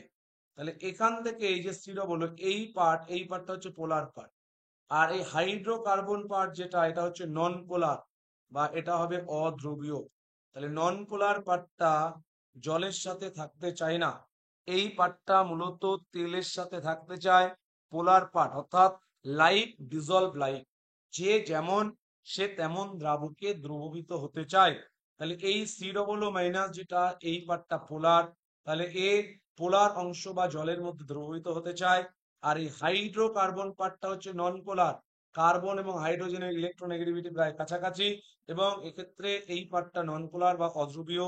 তাই এই পার্টটা জলের সাথে মিশতে চায় না, তেলের সাথে মিশতে চায়। তাই সামান হচ্ছে একটা উত্তম ইমালশন সৃষ্টিকারী পদার্থ রূপে কাজ করে। তাহলে ইমালশন কাকে বলে? ইমালশন হচ্ছে আমাদের জামা কাপড়ের মধ্যে যে তেল জাতীয় পদার্থ, আমাদের শরীরে যে তৈল গ্রন্থি থাকে, তৈল গ্রন্থি থেকে তেল আমাদের জামা কাপড়ে বিভিন্ন ভাবে লেগে যায়। এই জামা কাপড়ে থাকা তেলের যে অণু, সেই অণুগুলোকে কি করে, এই হাইড্রোকার্বন পার্টটা এর সাথে এরকম লেগে থাকে। আর এই পোলার পার্ট হচ্ছে এই যে উপরের মাথা যেটা, এই পোলার পার্ট গুলো বাইরের দিকে থাকে। তাহলে হাইড্রোকার্বন পার্ট যেটা, সেটা হচ্ছে তেলের সাথে থাকছে। আর পোলার পার্ট যেটা, তাহলে এই পোলার পার্ট হচ্ছে এইগুলো উপরের দিকে COO মাইনাস, এই পার্টটা হচ্ছে পোলার পার্ট। এই পোলার পার্ট তাহলে বাইরের দিকে থাকবে অর্থাৎ জলের সাথে থাকতে চায়, আর মাঝখানে হাইড্রোকার্বন পার্টটা তেলের সাথে থাকতে চায়। তাহলে এইভাবে যে একটা জোটবদ্ধ অণুর যে একটা সমবায় তৈরি করছে, এটাকে বলা হয় মাইসেল বা মিসেল। তাহলে অনেক সময় বলতে পারে যে সাবান বা ডিটারজেন্ট কি গঠনের মাধ্যমে জামা কাপড় পরিষ্কার করে? তাহলে মাইসেল বা মিসেল গঠনের মাধ্যমে সাবান বা ডিটারজেন্ট কিন্তু জামা কাপড় পরিষ্কার করে থাকে। তাহলে এটাকে বলা হয় এই যে ইমালশন কারক। তাহলে সাবান বা ডিটারজেন্টকে বলা হয় ইমালশন কারক, যেটা এমডি আলী, ক্যামেরা অফ করুন। ইমালশন কারক তোমরা কলয়েডিয়াল স্টেটে পড়বে, পদার্থের যে আরে কলয়েডিয়াল ক্যামেরাটা অফ স্টেট। করুন এমডি আলী। হ্যাঁ, কেউ একজন ক্যামেরা চালিয়ে রেখেছিল। ক্যামেরাগুলো বন্ধ করে দাও। যাদের ক্যামেরা অন হয়ে আছে তারা ক্যামেরাগুলো একটু বন্ধ করে দাও। তাহলে দেখো ডিটারজেন্ট কাকে বলে। তাহলে সাধারণ ডিটারজেন্ট সমূহ রাসায়নিকভাবে অ্যালকিল সালফোনিক অ্যাসিড, মাথায় রাখতে হবে অ্যালকিল সালফোনিক অ্যাসিড। তাহলে MCQ কোশ্চেন যখন দেবে যে নিম্নের কোনটি একটি ডিটারজেন্ট, তাহলে মাথায় রাখতে হবে সালফোনিক অ্যাসিডের যে লবণ, এইটা যদি হয় SO3H বা এই টাইপের সালফারের যদি এটা থাকে লাস্ট পার্টে, তার মানে সেটা হবে ডিটারজেন্ট। আমরা MCQ কোশ্চেন এরপরে সলভ করব, সেখানে আমরা দেখব। তাহলে ডিটারজেন্ট হচ্ছে সাধারণ ডিটারজেন্ট যেগুলো অ্যালকিল সালফোনিক অ্যাসিড ও অ্যালকিল বেনজিন সালফোনিক অ্যাসিড, তাহলে এদেরকে বলা হয় ডিটারজেন্ট। এগুলিকে অ্যানায়নিক ডিটারজেন্টও বলা হয়। অ্যানায়নিক ডিটারজেন্ট কেন বলা হয়? তার কারণ হচ্ছে যে পার্টটা মূলত জামা কাপড় পরিষ্কারের জন্য দায়ী, এই পার্টটা হচ্ছে অ্যানায়ন, সেই জন্য এদেরকে অ্যানায়নিক ডিটারজেন্টও বলা হয়।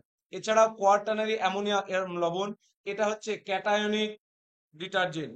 তাহলে সিটাইল পিরিডিনিয়াম ক্লোরাইড, তাহলে এগুলো হচ্ছে ক্যাটায়নিক। তার কারণ যে অংশটা পৃষ্ঠটানটাকে কমিয়ে দেবে সেই অংশটা হচ্ছে পজিটিভলি চার্জ অর্থাৎ ক্যাটায়ন। তাহলে এই যে অংশটা, এই অংশটা হচ্ছে পৃষ্ঠটানটাকে কমিয়ে দেয়, তাহলে এই পার্টটা হচ্ছে পজিটিভ। তাই সিটাইল পিরিডিনিয়াম ক্লোরাইড বা ট্রাইমিথাইল অ্যামোনিয়াম ক্লোরাইড, এগুলো হচ্ছে ক্যাটায়নিক পৃষ্ঠতল সক্রিয়কারী পদার্থ বা ক্যাটায়নিক ডিটারজেন্ট। এছাড়াও লাইপেজ, প্রোটিয়েজ, অ্যামাইলেজ ও অ্যালকালেজ ইত্যাদি উৎসেচক ডিটারজেন্ট যুক্ত করে এনজাইম যুক্ত ডিটারজেন্ট প্রস্তুত করা হয়। তাহলে কিছু কিছু দাগ টাগ রয়েছে যেগুলো নর্মাল ডিটারজেন্টে ওঠে না, এই সমস্ত ডিটারজেন্টের সঙ্গে লাইপেজ, প্রোটিয়েজ, অ্যামাইলেজ ও অ্যালকালেজ ইত্যাদি বিভিন্ন এনজাইম যুক্ত করে দেওয়া হয়। এই এনজাইম যুক্ত দিয়ে এনজাইম যুক্ত ডিটারজেন্ট প্রস্তুত করা হয়। একটি বায়োডিগ্রেডেবল, একটি নন বায়োডিগ্রেডেবল ডিটারজেন্টের উদাহরণ কি হবে?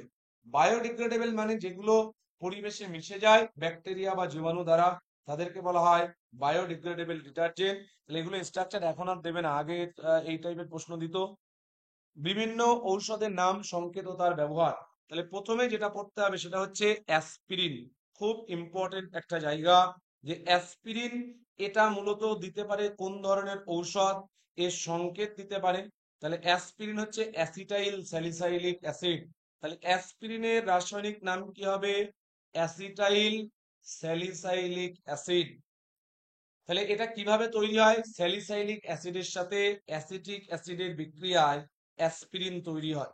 তাহলে এদেরকে বলা হয় বেদনা নাশক, অর্থাৎ এরা ব্যথা উপশমকারী। তাহলে অ্যাসপিরিন হচ্ছে মূলত বেদনা নাশক ঔষধ রূপে গা হাত পা ব্যথা, মাথা যন্ত্রণা এই সমস্ত কাজে এদেরকে ব্যবহার করা হয়।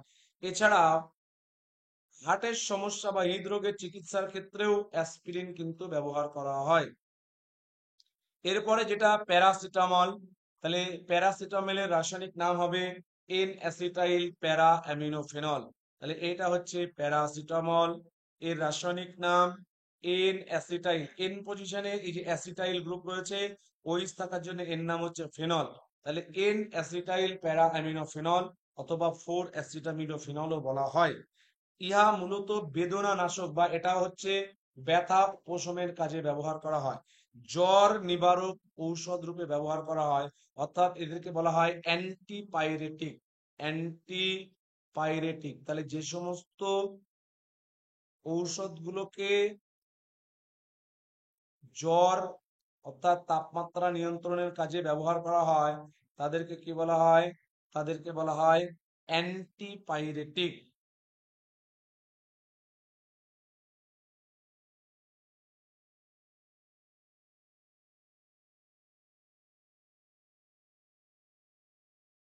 সালফার ডায়াজিন, তাহলে সালফার ডায়াজিন এটা হচ্ছে ব্যাকটেরিয়া জনিত তান্ত্রিক রোগ।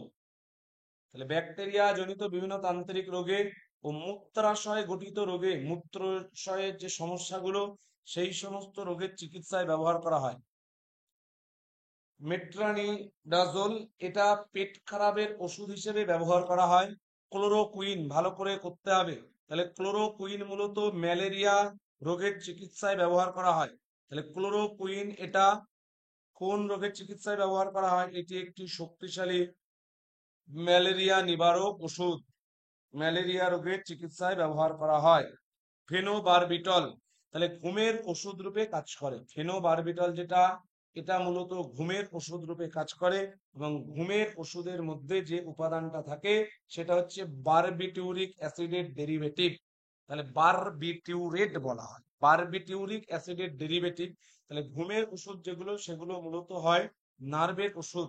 তাহলে নার্ভের ডাক্তারদের কাছে গেলে ওনারা যে ওষুধগুলো দেন সেই ওষুধগুলোর মধ্যে মূলত ঘুমের জন্য যে ওষুধটা মূলত প্রেফার করে তার মধ্যে বারবিটিউরিক অ্যাসিডের ডেরিভেটিভ যেটাকে বারবিটিউরেট বলে সেটা কিন্তু দেওয়া থাকে।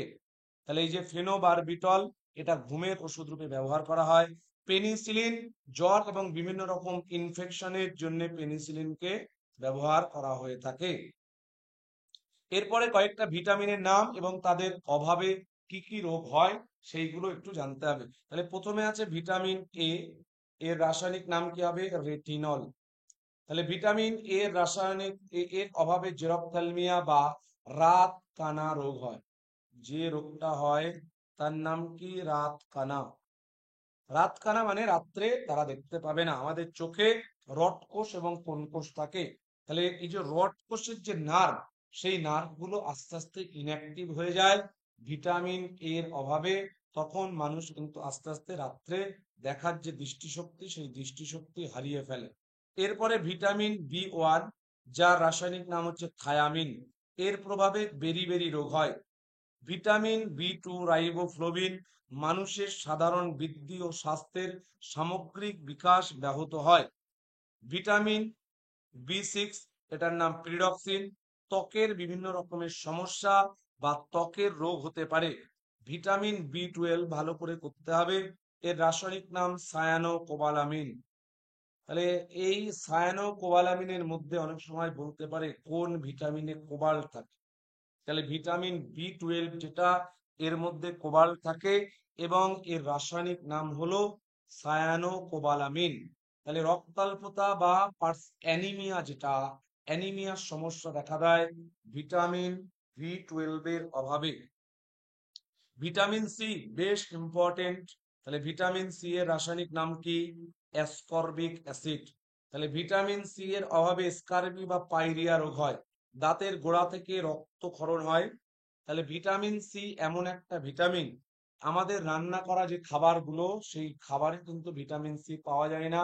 তার কারণ হচ্ছে ভিটামিন সি তাপের প্রভাবে নষ্ট হয়ে যায় এবং ভিটামিন সি কিন্তু জলে দ্রাব্য। তাহলে ভিটামিন সি জলে দ্রাব্য বলে এগুলো আমাদের মূত্রের মাধ্যমে নিয়মিত শরীর থেকে বেরিয়ে যায়। তাহলে নিয়মিত শরীর থেকে ভিটামিন সি বেরিয়ে যাওয়ার কারণে আমাদের নিয়মিত কিন্তু ভিটামিন সি খাওয়ার প্রয়োজন। বিশেষ করে মেয়েদের ভিটামিন সিটা বেশি করে খাওয়া প্রয়োজন। তাহলে ভিটামিন সি এর রাসায়নিক নাম হচ্ছে অ্যাসকর্বিক অ্যাসিড, খুব গুরুত্বপূর্ণ। তাহলে এর অভাবে মূলত স্কারবি বা যেগুলো পাইরিয়ার সমস্যা, দাঁতের গোড়া থেকে রক্তক্ষরণ, এই সমস্ত সমস্যাগুলো দেখা দিতে পারে। তাহলে ভিটামিন সি হচ্ছে জলে দ্রাব্য। আর তেলে দ্রাব্য ভিটামিনের নাম কি হবে? এ, ডি, ই, কে। তাহলে এই ভিটামিন গুলো হচ্ছে তেলের মধ্যে দ্রবীভূত হয়, এ, ডি, ই, কে। তাহলে ভিটামিন বি এবং ভিটামিন সি, এই দুটো ভিটামিন জলে দ্রাব্য। সেই জন্য অনেক সময় বৃষ্টির জলের মধ্যেও কিন্তু ভিটামিন সি পাওয়া যায়। রান্না করা খাবারের মধ্যে ভিটামিন সি পাওয়া যাবে না। আমাদের মূত্রের মধ্যেও কিন্তু ভিটামিন সি থাকে। তারপরে ভিটামিন ডি এর রাসায়নিক নাম কি? ক্যালসিফেরল। তাহলে ভিটামিন ডি এর রাসায়নিক নাম হচ্ছে ক্যালসিফেরল। এর প্রভাবে মূলত রিকেট রোগ বা হাড়ের যে সমস্যা, হাড়গুলো ভঙ্গুর বা বেঁকা টাইপের হয়ে যায়। ভিটামিন ই এর রাসায়নিক নাম কি? টোকোফেরল। তাহলে ভিটামিন ই এর রাসায়নিক নাম হচ্ছে টোকোফেরল। তাহলে ভিটামিন ই এর অভাবে মেয়েদের বন্ধ্যাত্বতার সমস্যা, পেশি ও ত্বকের নানা রকমের অসুবিধা দেখা দেয়। ভিটামিন কে এর রাসায়নিক নাম কি হবে? ফাইলোকুইনন। রক্তক্ষরণ সহজে বন্ধ হয় না, এর অভাবে রক্তক্ষরণটা আর বন্ধ হতে চায় না। ভিটামিন এইচ বা বায়োটিন, তাহলে এটা মূলত আমাদের চুলের যে স্বাস্থ্য বা চুলের গ্রোথটাকে নিয়ন্ত্রণ করে। তাহলে ভিটামিন এইচ বা বায়োটিন, যাদের চুলের সমস্যা ডাক্তারের কাছে গেলে সাপ্লিমেন্টারি হিসেবে ভিটামিন এইচ বা বায়োটিন দেয়। তার কারণ এটা আমাদের চুলটাকে মজবুত রাখতে সাহায্য করে। তাহলে বায়োটিন হচ্ছে এর অভাবে কি হয়? মানুষের দেহের অভ্যন্তরে সক্রিয় CO2 বহনের যে কার্য ব্যাহত হয় এবং চুল এবং ত্বকের নানা রকমের সমস্যা দেখা দেয়। এরপরে আমরা যেটা পড়বো সেটা হচ্ছে পলিমার। তাহলে পলিমার সাধারণত কাকে বলে? পলি কথার অর্থ বহু, মার বা মেরস কথার অর্থ হচ্ছে খণ্ড। তাহলে পলিমার কথার অর্থ হলো বহু খণ্ড বিশিষ্ট অণু। তাহলে যে সমস্ত অণুগুলো বহু সংখ্যক খণ্ড বা অংশ নিয়ে গঠিত হয় তাদেরকে বলা হয় পলিমার। তাহলে অসংখ্য ছোট ছোট খণ্ড, তাহলে এরকম ছোট ছোট খণ্ড পরপর পরপর পরপর জুড়ে জুড়ে যে লম্বা অতিকায় শৃঙ্খল বিশিষ্ট অণু তৈরি করছে, এই গোটা অণুটাকে বলা হয় পলিমার। আর ছোট ছোট যে ইউনিট, এটাকে বলা হয় মনোমার। তাহলে পলিমারের উৎসের উপরে ভিত্তি করে পলিমারের শ্রেণী বিভাগ কি কি হবে? তাহলে উৎসের উপরে ভিত্তি করে পলিমারকে আমরা মূলত তিন ভাগে ভাগ করতে পারি। এখানে দুটো ভাগ দেওয়া আছে। একটা হচ্ছে প্রাকৃতিক পলিমার। প্রাকৃতিক পলিমার তাদেরকে বলবো যে সমস্ত পলিমার গুলোকে আমরা প্রকৃতি থেকে সরাসরি পেয়ে থাকি, তাদেরকে বলা হয় প্রাকৃতিক পলিমার। যেমন protein, carbohydrate, fat, nucleic acid, পাট, কটন, প্রাকৃতিক রবার, কাগজ। তাহলে এগুলো হচ্ছে প্রকৃতি থেকে আমরা সরাসরি এদেরকে পাই। এই পলিমার গুলোকে তাই বলা হয় প্রাকৃতিক পলিমার। কৃত্রিম পলিমার কাদেরকে বলবো আমরা? তাহলে কৃত্রিম পলিমার সাধারণত খনিজ তেল ও তার উপজাত পদার্থ, যেমন nylon, polyester, Bakelite, melamine, polythene. এগুলো আমরা আরো পরে পড়ছি বা MCQ যখন করব তখন আমরা বলবো। তাহলে কৃত্রিম পলিমার হচ্ছে মূলত যেগুলো শিল্প ইন্ডাস্ট্রি বা শিল্প কারখানায় তৈরি হয় তাদেরকে বলা হয় কৃত্রিম পলিমার। আর অর্ধকৃত্রিম পলিমার কাদেরকে বলা হয়? অর্ধকৃত্রিম পলিমার হচ্ছে যে সমস্ত প্রাকৃতিক পলিমারের গুণগত মান বৃদ্ধি করার জন্য তার উপরে আবার কিছু তোমার ইন্ডাস্ট্রি বা শিল্পে তার গুণগত মান বৃদ্ধি করা হয়। তাহলে প্রকৃতি থেকে পাওয়ার পরে তার গুণগত মান বৃদ্ধি করার জন্য তার উপরে মূলত কিছু তোমার পরিবর্তন করা হয়, রাসায়নিক পরিবর্তন। তাহলে এরকম পলিমারকে বলা হয় অর্ধকৃত্রিম। তাহলে অর্ধকৃত্রিম পলিমারের উদাহরণ কি হবে? সেলুলোজ অ্যাসিটেট এবং সেলুলোজ নাইট্রেট। তাহলে এই দুটো পলিমার হচ্ছে অর্ধকৃত্রিম পলিমার। তাহলে পলিমার তৈরি করার উপরে ভিত্তি করে পলিমারের প্রকারভেদ। তাহলে অ্যাডিশনাল বা এটাকে বলা হয় জুতো পলিমার, অ্যাডিশনাল বা এটাকে বলে জুতো পলিমার, আর একটাকে বলা হয় কন্ডেনসেশন পলিমার। তাহলে অ্যাডিশনাল পলিমার হচ্ছে যেখানে মনোমার গুলো শুধুমাত্র পরস্পরের সাথে জুড়ে যাবে, কিন্তু মাঝখান থেকে কোনো ক্ষুদ্র অণু অপসারিত হবে না। এই একটা ইথিলিন অণু, পাশে আরেকটা ইথিলিন অণু, তাহলে দুটো ইথিলিন অণু একজন আরেকজনের সাথে শুধুমাত্র পরপর এইভাবে জুড়ে যাবে, মাঝখান থেকে কোনো ছোট ছোট বা ক্ষুদ্র অণু অপসারিত হবে না। তাহলে এরকম পলিমারকে বলা হয়, কি বলা হবে, অ্যাডিশনাল পলিমার বা জুতো পলিমার। যেমন পলিইথিলিন, পলিস্টাইরিন, তাহলে মনোমার গুলো শুধুমাত্র পরস্পরের সাথে জুড়ে যায়, এরকম পলিমারকে বলা হয় জুতো পলিমার বা অ্যাডিশনাল পলিমার। কন্ডেনসেশন পলিমার কাদেরকে বলা হবে? তাহলে কন্ডেনসেশন পলিমার হচ্ছে যে পলিমারের ক্ষেত্রে মনোমার গুলি যুক্ত হওয়ার সময় মাঝখান থেকে ক্ষুদ্র অণু অপসারিত হয়। কেমন? যেমন আমরা যদি টেরিথ্যালিক অ্যাসিড দেখি, তাহলে এটা হচ্ছে টেরিথ্যালিক অ্যাসিড। টেরিলিন পলিমারটা যদি দেখি, তাহলে টেরিথ্যালিক অ্যাসিডের সংকেত এরকম হয়।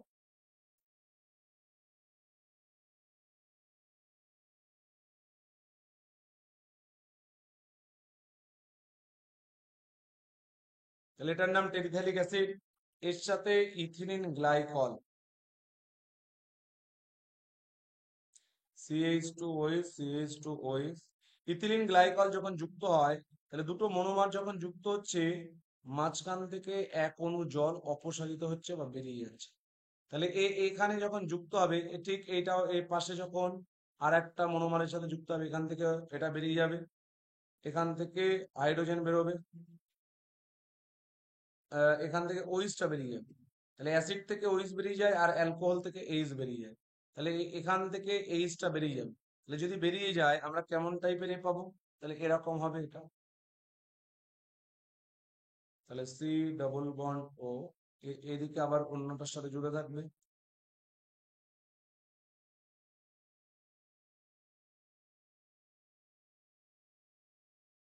সি ডবল বন্ড ও, ও CH2 CH2O। তাহলে এইভাবে এই ইউনিট গুলো এটাকে বলে পুনরাবৃত্তিমূলক একক বা রিপিটিং ইউনিট। তাহলে এইভাবে পরপর পরপর এরা পরস্পরের সাথে যুক্ত হচ্ছে, এবং তাহলে এই পলিমারটা যখন তৈরি হলো, এই বন্ধনটা যখন তৈরি হচ্ছে, মাঝখান থেকে জলটা বেরিয়ে যাচ্ছে, তাহলে এদেরকে বলে কন্ডেনসেশন পলিমার। আর এই প্রসেসটাকে বলা হয় কন্ডেনসেশন পলিমারাইজেশন।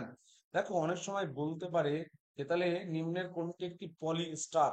তাহলে দেখো এই এটাকে বলে পেট বা পলিইথিলিন টেরিথ্যালেট। তাহলে এই যে পলিমার, এই পলিমারটার নাম হচ্ছে পেট বা পলিইথিলিন টেরিথ্যালেট। কি বললাম, বুঝেছো?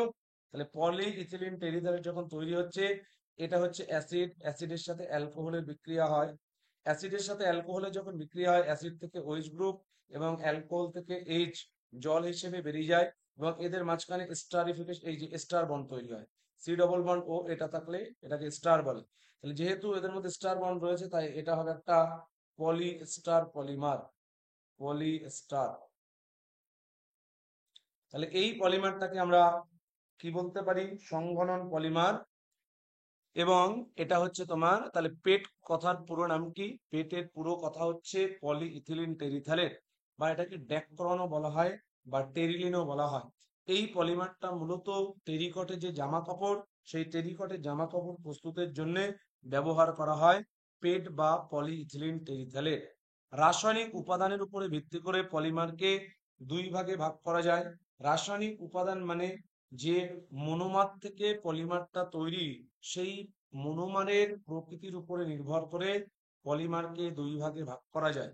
একটাকে বলা হয় হোমো পলিমার। হোমো মানে একই প্রকার। তাহলে হোমো পলিমার কাকে বলে? যে সমস্ত পলিমার কেবলমাত্র এক প্রকার মনোমার নিয়ে গঠিত। পলিইথিলিন, এর মধ্যে শুধুমাত্র ইথিলিন মনোমার ছাড়া অন্য কোনো মনোমার নেই, তাই এদেরকে বলা হবে Homo polymer. PVC, polyvinyl chloride, তাহলে পিভিসির মধ্যে শুধুমাত্র ভিনাইল ক্লোরাইড ছাড়া অন্য কোনো মনোমার নেই। পলিপ্রোপিলিন, এর মধ্যে প্রোপিলিন ছাড়া অন্য কোনো মনোমার নেই। তাহলে এক প্রকার মনোমার নিয়ে গঠিত পলিমারকে বলা হবে হোমোপলিমার। আর কোপলিমার কাকে বলা হবে? তাহলে কোপলিমার হচ্ছে আলাদা আলাদা মনোমার নিয়ে যদি গঠিত হয় তখন তাদেরকে বলা হবে কোপলিমার। যেমন SBR styrene butadiene rubber, NBR styrene acrylonitrile rubber. SBR এর মধ্যে দুই প্রকার মনোমার আছে, স্টাইরিন এটা একটা মনোমার, আর বিউটাডাইন, তাহলে স্টাইরিন ও বিউটাডাইন, তাহলে দুই প্রকার মনোমার নিয়ে গঠিত। তাহলে এরকম পলিমারকে বলা হবে কি বলা হবে? কোপলিমার। তাহলে হোমোপলিমার মানে যে পলিমার গুলো শুধুমাত্র এক রকমের মনোমার নিয়ে গঠিত, তাদেরকে বলা হবে হোমোপলিমার। আর কোপলিমার কাকে বলা হবে? যে সমস্ত পলিমার কেবলমাত্র এক প্রকারের মনোমার নিয়ে গঠিত, তাদেরকে বলা হবে কোপলিমার। থার্মোপ্লাস্টিক পলিমার কাকে বলে? উদাহরণ দাও। তাহলে থার্মোপ্লাস্টিক পলিমার হচ্ছে যে সমস্ত পলিমারকে তাপ প্রয়োগ করলে বা তাপ দিলে নরম হয়ে যায়, কিন্তু তাপ সরিয়ে নিলে পলিমারটা পুনরায় আবার আগের মতো শক্ত হয়ে যাবে। যদি পলিমারের ধর্মকে অক্ষুণ্ণ রেখে বা পলিমারের ধর্মের পরিবর্তন না করে এই পদ্ধতি বারবার সম্পন্ন করা যায়, তাহলে সেই পলিমারগুলোকে বলা হবে থার্মোপ্লাস্টিক পলিমার। তাহলে থার্মোপ্লাস্টিক পলিমার কাকে বলা হচ্ছে? যেসব পলিমারের তাপ দিলে পলিমারগুলো নরম হয়ে যায়, কিন্তু তাপ সরিয়ে নিলে পলিমারটা কঠিন হয়ে যাবে।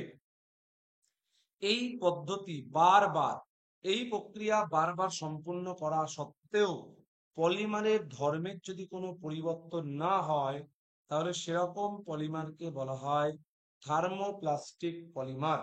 যেমন পিভিসি, পলিইথিলিন, এই পলিমারগুলো হচ্ছে থার্মোপ্লাস্টিক পলিমার। তাহলে তাপের প্রভাবে নরম হবে, তাপ সরিয়ে নিলে শক্ত হবে, কিন্তু বারবার এই প্রক্রিয়া সম্পন্ন করলেও পলিমারের ধর্মের কোনো পরিবর্তন আসবে না। তাহলে এমন পলিমারকে বলা হবে থার্মোপ্লাস্টিক পলিমার। থার্মোসেটিং পলিমার কাদেরকে বলবো?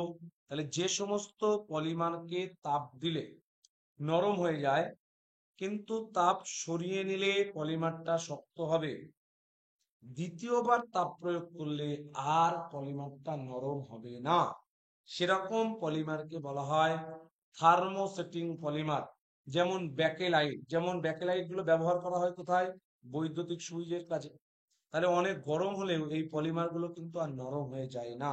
তাহলে যে সমস্ত পলিমারকে প্রথমবারে তাপ দিলে নরম হয়ে যাবে এবং তাপ সরিয়ে নেওয়ার ফলে পলিমারটা পুনরায় কঠিন অবস্থায় পরিণত হবে, কিন্তু দ্বিতীয়বার তাপ প্রয়োগ করলে আর পলিমারটাকে নরম করা যাবে না, তাদেরকে বলা হবে থার্মোসেটিং পলিমার। যেমন ফেনল ফর্মালডিহাইড রেজিন, যেটাকে বলে ব্যাকেলাইট। তাহলে ব্যাকেলাইটের মনোমারের নাম কি কি হবে? তাহলে ফেনল একটা মনোমার, আর ফর্মালডিহাইড এটা আর একটা মনোমার।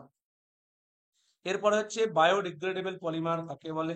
তাহলে বায়োডিগ্রেডেবল পলিমার মানে হলো যে সমস্ত পলিমারগুলি বিভিন্ন রকমের ব্যাকটেরিয়া বা বিভিন্ন জীবাণু দ্বারা পরিবেশে বিশ্লিষ্ট হয়ে যায় বা পরিবেশে মিশে যায়, তাহলে সেরকম পলিমারকে বলা হয় বায়োডিগ্রেডেবল পলিমার বা জৈব বিনাশী পলিমার।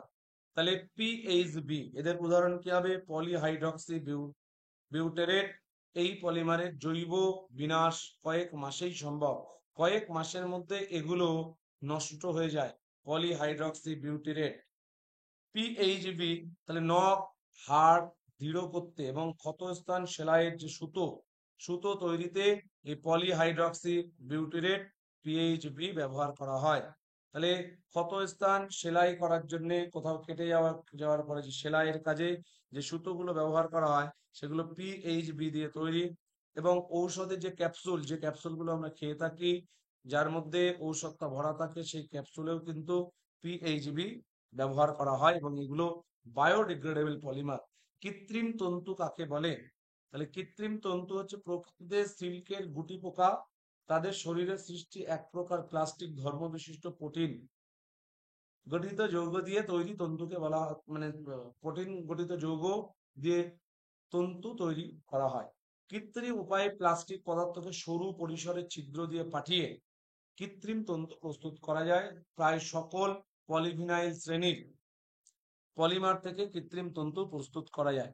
টেরিলিন একটি পলিয়েস্টার, একটু আগেই আমি পড়ালাম যে টেরিলিন হলো একটি পলিয়েস্টার। তার কারণ টেরিলিনের ক্ষেত্রে মনোমার কি টেরিথালিক অ্যাসিড এবং ইথিলিন গ্লাইকল। তাহলে টেরিথালিক অ্যাসিড যেহেতু একটা অ্যাসিড, ইথিলিন গ্লাইকল অ্যালকোহল, তাহলে অ্যাসিডের সাথে অ্যালকোহলের বিক্রিয়ায় স্টার তৈরি হয় এবং অনেকগুলো এরকম স্টার বন্ধন থাকার জন্য এই পলিমার টেরিলিনকে বলা হয় পলিস্টার পলিমার। এটি টেরিথালিক অ্যাসিড, তাহলে টেরিলিনের মনোমারের নাম হলো টেরিথালিক অ্যাসিড এবং ইথিলিন গ্লাইকল। এর পলিয়েস্টার কোপলিমার, আলাদা আলাদা মনোমার নিয়ে গঠিত। এটি ড্যাক্রন নামেও পরিচিত, এর বাণিজ্যিক নাম ড্যাক্রন। তাহলে টেরিলিন হলো পলি ইথিলিন টেরিথ্যালেট, তাহলে এটাকে পেটও বলা হয়। তাহলে পেট কথার পুরো অর্থ এটাও মনে রাখতে হবে, পেট ক্যাপিটাল পিইটি পেট, এর পুরো অর্থ পলি ইথিলিন টেরিথ্যালেট। তাহলে ইথিলিন টেরিথ্যালেট স্টার হলো একটা পলিমার। এরপর নাইলন 66 বলতে কি বোঝো? তাহলে নাইলন 6 এই যে লেখা হয়, এর অর্থটাও কি আমাদেরকে জানতে হবে। তাহলে পলি অ্যামাইড পলিমারের নাম হচ্ছে নাইলন। তাহলে অ্যামাইড কখন হয়? তাহলে আমরা দেখবো এই যে হেক্সা মিথিলিন ডাইঅ্যামিন, নাইলন 66 এর মনোমারের নাম হচ্ছে হেক্সা মিথিলিন ডাইঅ্যামিন এবং অ্যাডিপিক অ্যাসিড। তাহলে উভয় মনোমার যেটা, তাহলে অ্যাসিডের সাথে যদি CnH2 গ্রুপের বিক্রিয়া হয়, তাহলে যে যৌগগুলো তৈরি হয় তাদেরকে বলা হয় অ্যামাইড যৌগ। তাহলে এটা হচ্ছে পলি অ্যামাইড, অর্থাৎ অনেকগুলো অ্যামাইড বন্ধন রয়েছে এখানে, তাই এদেরকে বলা হয় পলি অ্যামাইড পলিমার। তাহলে আমাদের ওরা যদি দেয় নিম্নের কোনটি একটি পলি অ্যামাইড পলিমার, তার নাম হবে নাইলন 66। তাহলে পলি অ্যামাইড পলিমারের নাম হলো নাইলন।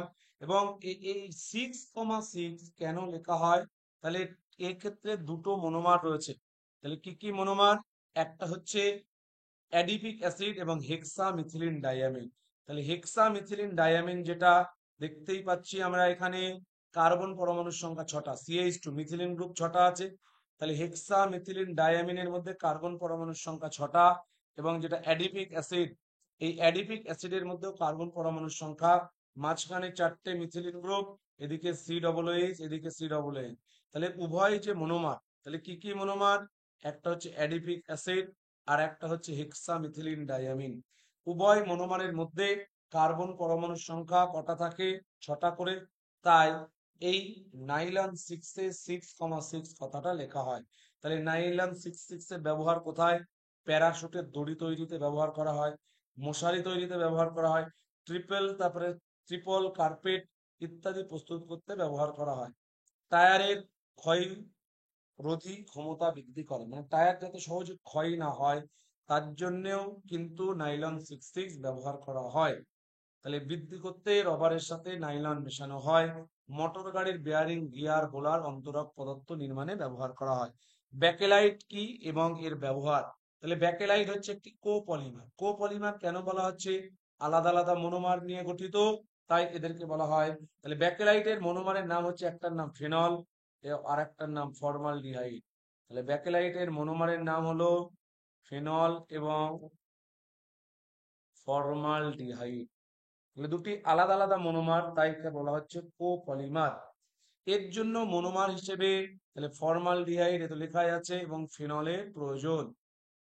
ব্যাকেলাইটের ব্যবহার কোথায় কোথায়? রেডিও, টেলিফোন, টেলিভিশনের কাঠামো এবং বৈদ্যুতিক সরঞ্জাম, বাণিজ্যে ব্যবহৃত বিভিন্ন রকমের যন্ত্রাদি প্রস্তুত করতে ব্যবহার করা হয়। এছাড়া এর থেকে উৎপন্ন আঠা কাজে লাগিয়ে প্লাইউড তৈরি করা হয়। তারপরে প্রাকৃতিক রবার, তাহলে খুব ইম্পর্টেন্ট যে প্রাকৃতিক রবারের মনোমারের নাম কি? তাহলে এটা হচ্ছে প্রাকৃতিক রবারের মনোমারের নাম হচ্ছে এটা হচ্ছে আইসোপ্রিনের পলিমার বা আইসোপ্রিন। তাহলে প্রাকৃতিক রবারের মনোমারের নাম হচ্ছে আইসোপ্রিন। এর আইইউপ্যাক নাম যদি আমরা দেখি, আইইউপ্যাক নাম বলতে পারি এটা 1 নম্বর কার্বন, 2, এটা 3, এটা 4। তাহলে 2 নম্বর পজিশনে একটা মিথাইল গ্রুপ রয়েছে, 1 নম্বর এবং 3 নম্বর পজিশনে ডাবল বন্ড। তাহলে এর আইইউপ্যাক নাম কি হবে? 2 মিথাইল। তাহলে আইইউপ্যাক নাম হবে 2 মিথাইল 1,3 বিউটাডাইন।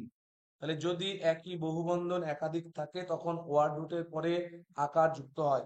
তাহলে বহুবন্ধন এখানে দুটো আছে, তাহলে 4টে কার্বন থাকার জন্য ওয়ার্ড রুট হলো বিউট এবারে একই বহুবন্ধন দুটো থাকার জন্য ওয়ার্ড রুটের পরে যুক্ত হবে, তাহলে বিউটা ডাইইন, তাহলে এর নাম হবে বিউটা 2 মিথাইল 1,3 বিউটাডাইন।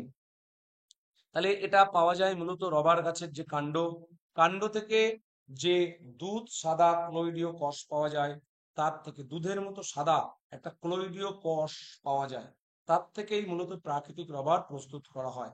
সংশ্লেষিত রবার বিভিন্ন অ্যালকাডাইন বা অ্যালকিনের পলিমারাইজেশনে প্রাকৃতিক রবারের ধর্মযুক্ত বৃহদাকার অণু।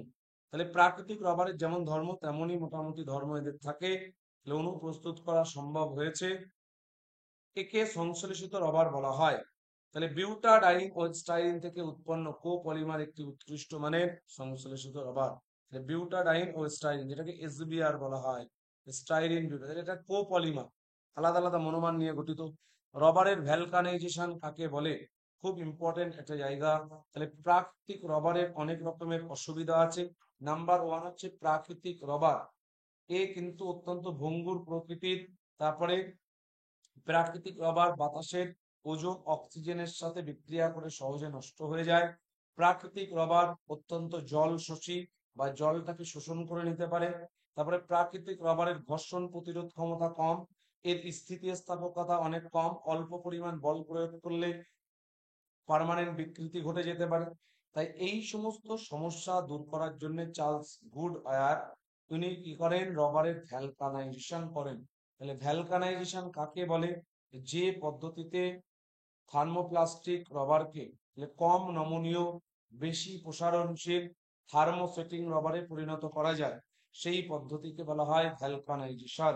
তাহলে যে পদ্ধতিতে নমনীয় বা যে পদ্ধতিতে থার্মোপ্লাস্টিক রবারকে তাহলে কম নমনীয় বেশি প্রসারণশীল থার্মোসেটিং রবারে পরিণত করা যায়, তাহলে থার্মোপ্লাস্টিক রবারকে কি করা হবে, কম নমনীয় কিন্তু বেশি প্রসারণশীল থার্মোসেটিং রবারে পরিণত করা যায়, সেই পদ্ধতিকে বলা হয়, কি বলা হবে তাকে, তাকে বলা হবে ভ্যালকানাইজেশন।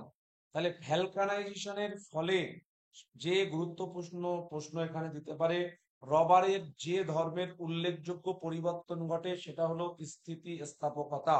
তাহলে এই যে ভ্যালকানাইজেশন করার ফলে রবারের কোন ধর্মের বিশেষ বা উল্লেখযোগ্য পরিবর্তন ঘটে, সেটা হলো তোমার স্থিতিস্থাপকতা বা ইলাস্টিসিটির কিন্তু উল্লেখযোগ্য পরিবর্তন ঘটে থাকে। পলিথিন, পিভিসি, নাইলন 66 এক্সবিআর এর মনোমারের নাম ও সংকেত লেখো। তাহলে পিভিসি এর পলিথিনের মনোমারের নাম কি হবে, ইথিলিন। পিভিসি এর মনোমারের নাম কি হবে, ভিনাইল ক্লোরাইড। পিভিসির কথার অর্থ হচ্ছে পলিভিনাইল ক্লোরাইড। তাহলে এর কথা হচ্ছে পুরো কথা পলিভিনাইল ক্লোরাইড। নাইলন 66 তো বললাম, তাহলে নাইলন 66 এর মনোমারের নাম কি হবে, হেক্সামিথিলিন ডায়ামিন ও অ্যাডিপিক অ্যাসিড। নাইলন 66 এর মনোমারের নাম হবে হেক্সামিথিলিন ডায়ামিন, অ্যাডিপিক অ্যাসিড। উভয় মনোমার অণুতে কার্বনের সংখ্যা 6টা, তাই নাইলন 6,6 এটা লেখা হয়। এসবিআর হচ্ছে স্টাইরিন, 25% স্টাইরিন এবং 75% 1,3 বিউটাডাইন নিয়ে গঠিত। তাহলে দুটি ভিন্ন মনোমার দিয়ে প্রস্তুত একটি কৃত্রিম পলিমার। পোর্টল্যান্ড সিমেন্ট কাকে বলে, পোর্টল্যান্ড সিমেন্টের সংযুতি লেখো। পোর্টল্যান্ড সিমেন্টের সেটিং বলতে কি বোঝো, তাহলে সিমেন্ট জমাট বেঁধে পোর্টল্যান্ড পাথরের মতো দেখায় বলে এই সিমেন্টকে পোর্টল্যান্ড সিমেন্ট বলা হয়। পোর্টল্যান্ড সিমেন্টের আনুপাতিক সংযুতি ক্যালসিয়াম অক্সাইড থাকে, তাহলে 50 থেকে 60%। সিলিকা SiO2 থাকে 20 থেকে 25%, অ্যালুমিনা থাকে 5.6%, Fe2O3 ফেরিক অক্সাইড থাকে 1.2%, ম্যাগনেসিয়াম অক্সাইড থাকে 2.3%, সোডিয়াম অক্সাইড থাকে 1%, সালফার ট্রাইঅক্সাইড থাকে 1.2%। পোর্টল্যান্ড সিমেন্টের জমাট বাঁধা, তাহলে পোর্টল্যান্ড সিমেন্ট জলে ভৌত এবং রাসায়নিক পরিবর্তনে জমাট বাঁধে। তাহলে জলের সংস্পর্শের ভৌত ও রাসায়নিক পরিবর্তন ঘটে এবং ভৌত পরিবর্তনে প্রথমে জেল এবং অবশেষে গ্লাসে পরিবর্তিত হয়। রাসায়নিক পরিবর্তনে জল সংযোজন ও আর্দ্র বিশ্লেষণ ঘটে। সোডিয়াম টাইটেশন এটা লাগবে না। তারপরে হচ্ছে কয় প্রকারের সূচক দ্বারা টাইটেশনে মূলত ব্যবহার করা হয়, তাহলে টাইটেশনে যেটাগুলো ব্যবহার করা হয়, তাহলে ফেনপথেলিন এবং বেরিয়াম ডাইফিনাইল সালফোনেট, তাহলে এগুলো হচ্ছে ইন্ডিকেটর বা নির্দেশক হিসেবে ব্যবহার করা হয়। এরিক্রোম ব্ল্যাক টি। তাহলে এই অনুঘটক এই হচ্ছে নির্দেশক গুলো মূলত ব্যবহার করা হয়। বিভিন্ন প্রকার ডাই ও তাদের ব্যবহার, মিথাইল অরেঞ্জ, তাহলে ডাই হিসেবে ব্যবহার আছে। অ্যাসিড ক্ষার টাইট্রেশনে এদেরকে নির্দেশক হিসেবে ব্যবহার করা হয়। তাহলে ইন্ডিকেটর বা নির্দেশক কাদেরকে বলে? যে সমস্ত পদার্থ কোনো দ্রবণে উপস্থিত থেকে ওই দ্রবণটা আম্লিক প্রকৃতির না ক্ষারীয় প্রকৃতির না প্রশম প্রকৃতির, তাহলে সেটা নির্দেশ করে বা তাদের থেকে আমরা বুঝতে পারি, তাহলে তাদেরকে বলা হয় ইন্ডিকেটর বা নির্দেশক। কঙ্গো রেড, তাহলে এর দ্বারা তুলো, লিনেন, রেয়ন প্রভৃতির তৈরি পোশাককে সোজাসুজি রঙিন করা হয়। মেলাকাইট গ্রিন, উল এবং সিল্কের দ্রব্যকে রঙিন করার জন্য ব্যবহার করা হয়। ক্রিস্টাল ভায়োলেট, বিভিন্ন দ্রব্য রং করতে ব্যবহার করা হয়। ইন্ডিগো ব্লু, তুলোজাত দ্রব্য রং করতে ব্যবহার করা হয়। অ্যালিজেরিন, তাহলে এটা এর রং নির্ভর করে মূলত ধাতুটির উপরে, এটা তুলোজাত দ্রব্য রং করতে ব্যবহার করা হয়। তাহলে আমরা মোটামুটি যেগুলো এখান থেকে আমাদের থিওরির পার্ট ছিল, সেই থিওরির পার্টটা আমরা এবারে পড়ে ফেললাম। হ্যাঁ, স্যার। হুম। স্যার বলছি, যা যা করালেন এই আমাদের পুরো এসএসসি সিলেবাস ওরিয়েন্টেড সবটা কি কভার হলো? হ্যাঁ, এসএসসি সিলেবাসের উপরেই তো হলো এটা। ও আচ্ছা আচ্ছা, মানে সিলেবাস চার্টে যা যা যা ছিল সবটাই মোটামুটি হ্যাঁ, কভার ইউনিট কভার টেন হলো, তাই তো? ইউনিট টেনের উপরে করানো হলো।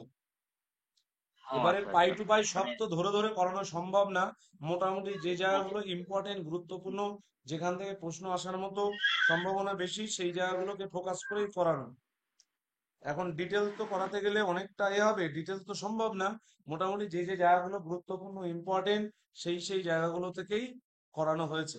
তাহলে এবারে আমরা এমসিকিউ কোশ্চেন গুলো সলভ করব।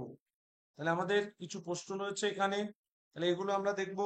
প্রথমে যেটা বলেছে, তাহলে কোনটি ওজোন স্তরের ক্ষয়ের জন্য সবচেয়ে বেশি দায়ী? তাহলে প্রথম প্রশ্ন যেটা, কোনটি ওজোন স্তরের ক্ষয়ের জন্য হবে? তাহলে কি হবে বলে মনে হয় বলো? ক্ষয়ের জন্য সব থেকে বেশি দায়ী, তাহলে এটা হবে সিএফসি ক্লোরোফ্লুরোকার্বন, 12। CFC12 হবে। তাহলে CFC12 যেটা, এটা ওজোন স্তরকে সব থেকে বেশি ক্ষতিগ্রস্ত করে। তারপরে বিশুদ্ধ জলের বোর্ডের মান ppm এককে কত হবে? বিশুদ্ধ জলের বোর্ড মানে প্রথমেই আমরা পড়লাম যে বিশুদ্ধ জলের প্রতি লিটারে উপস্থিত জৈব পদার্থের ব্যাকটেরিয়া দ্বারা বিয়োজন করতে যত মিলিগ্রাম অক্সিজেনের প্রয়োজন, সেই সংখ্যাকে ওই জলের বোর্ড বলা হয়। তাহলে বিশুদ্ধ জল যেটা, সেই বিশুদ্ধ জলের বোর্ডের মান ম্যাক্সিমাম কত হতে পারে? বলো কি হবে? তাহলে বিশুদ্ধ জলের সর্বোচ্চ বোর্ডের পরিমাণ ppm মানে পার্টস পার মিলিয়ন এককে কত হবে? তাহলে এটা হবে 5 ppm বা 5 মিলিগ্রাম পার লিটার। তোমার যদি না মনে থাকে, তাহলে 5 মিলিগ্রাম পার লিটার, তাহলে সর্বোচ্চ 5 মিলিগ্রাম পার লিটার হতে পারে। এর থেকে যদি জলটা বেশি হয়, তখন সেক্ষেত্রে ওই জলটা আর পানের জন্য ব্যবহারযুক্ত হবে না। এরপরে নিচের কোনটি গ্রিনহাউস গ্যাস নয়? এগুলো পারা উচিত, দিতেই পারে এই টাইপের প্রশ্ন। নিম্নের কোনটি গ্রিনহাউস গ্যাস নয়? অ্যামোনিয়া। হ্যাঁ ঠিক, অ্যামোনিয়া। সিএফসির অবদান আছে। তারপরে তোমার সিএফসির পরে অ্যামোনিয়ার কোনো গ্রিনহাউস প্রভাব সৃষ্টিতে অবদান নেই। কার্বন ডাই অক্সাইডের অবদান সব থেকে বেশি। তাহলে কার্বন ডাই অক্সাইডের অবদান হচ্ছে 50 থেকে 60%। মিথেনের অবদান 16%-এর মতো থাকে। আচ্ছা, সিএফসির অবদান তুলনামূলক একটু কম। তাহলে অ্যামোনিয়া গ্রিন হাউস প্রভাব সৃষ্টিতে অ্যামোনিয়ার কোনো কন্ট্রিবিউশন বা অবদান নেই। তাহলে উত্তর হবে কি অ্যামোনিয়া। মোটর গাড়ি থেকে নির্গত গ্যাসের কোন ধাতব ধূলিকণা বায়ুমণ্ডলকে দূষিত করে? বেশ গুরুত্বপূর্ণ একটা প্রশ্ন। মোটর গাড়ি থেকে সীসা নির্গত, হবে স্যার। সীসা হবে ঠিক। তাহলে লেড বা সীসা, তাহলে কি হবে এটা? এটা লেড বা সীসা। তাহলে মোটর গাড়ির যাতে ঝাঁকুনি কমানো যায়, তার জন্য কিন্তু এই লেড বা সীসাটাকে ব্যবহার করা হয়, যেটা ধোঁয়ার মধ্যে উপস্থিত থাকে। তারপরে 5 নাম্বার প্রশ্ন, ব্ল্যাক ফুট ডিজিজ রোগটি হয় কি দূষণের কারণে বলো? নাইট্রেট দূষণের কারণে, ক্যাডমিয়াম, আর্সেনিক। আর্সেনিক। আর্সেনিক দূষিত, আর্সেনিক। ঠিক। জি। তাহলে আর্সেনিক দূষিত পানি বা জল যদি ব্যবহার করা হয়, তাহলে ব্ল্যাক ফুড ডিজিজ আমরা পড়লাম, হাত এবং পায়ের তালুতে কালো ছোপ ছোপ দাগ দেখা যাবে, এটাকে বলা হবে ব্ল্যাক ফুড ডিজিজ। নিচের কোনটি পরিবেশ দূষণের জন্য দায়ী? তাহলে কোনটা মূলত অ্যাসিড বৃষ্টি সৃষ্টির জন্য দায়ী, কোনটা? H2SO4 HNO3। ঠিক, তাহলে এদের অবদান বেশি থাকে, এটা 60%, এটা প্রায় 30 থেকে 35%। তাহলে বাকিগুলোর কন্ট্রিবিউশন অনেক কম। তাহলে এই যে জোড় বা যুগ্ম বা কাপেল, এদের ক্ষেত্রে কন্ট্রিবিউশনটা বেশি হয়। তাহলে H2SO4 এর প্রায় 60-65%-এর মতো অবদান, আর বাকি অবদান 30 থেকে 35% হচ্ছে HNO3। গ্রিন হাউস প্রভাবের জন্য দায়ী গ্যাস কোনটা? তাহলে কোন গ্যাসটা মূলত গ্রিন হাউস প্রভাব সৃষ্টির জন্য দায়ী? Carbon die oxide. তাহলে যার অবদান সব থেকে বেশি সেটাই বলতে হবে তোমার এখানে। তাহলে এটা কি হবে? CO2 বা কার্বন ডাই অক্সাইড। আলোক রাসায়নিক ধোঁয়াশার উপাদান pan, পারক্সি acyl nitrate, পারক্সি benzoyl nitrate, এই টাইপের যে পদার্থ বলছে, এগুলো সূর্যালোকে উৎপন্ন হাইড্রোকার্বন, NO2 এর বিক্রিয়ায় উৎপন্ন গ্যাস, সূর্যালোকে উৎপন্ন কার্বন, CO2 এর বিক্রিয়া গ্যাস। তাহলে পারক্সি অ্যাসাইল নাইট্রেট যেটা, বলো, তাহলে NO2 এর বিক্রিয়ায় উৎপন্ন গ্যাস। তাহলে বাতাসে হ্যাঁ, উপস্থিত অপশন যে বি। NO2 নাইট্রোজেন ডাইঅক্সাইডের সাথে হাইড্রোকার্বন জাতীয় যৌগের বিক্রিয়ায় যে গ্যাসগুলো উৎপন্ন হয়, সেটাই মূলত আলোক রাসায়নিক ধোঁয়াশার উপাদান হিসেবে থেকে যায়। জলীয় দ্রবণে কোডের পরিমাপে ব্যবহৃত, তাহলে কোড পরিমাপ করতে আমরা কোনটাকে ব্যবহার করব? তাহলে কোড পরিমাপ মানে সেখানে বিয়োজন যোগ্য এবং, তাহলে কি কি থাকে সেখানে?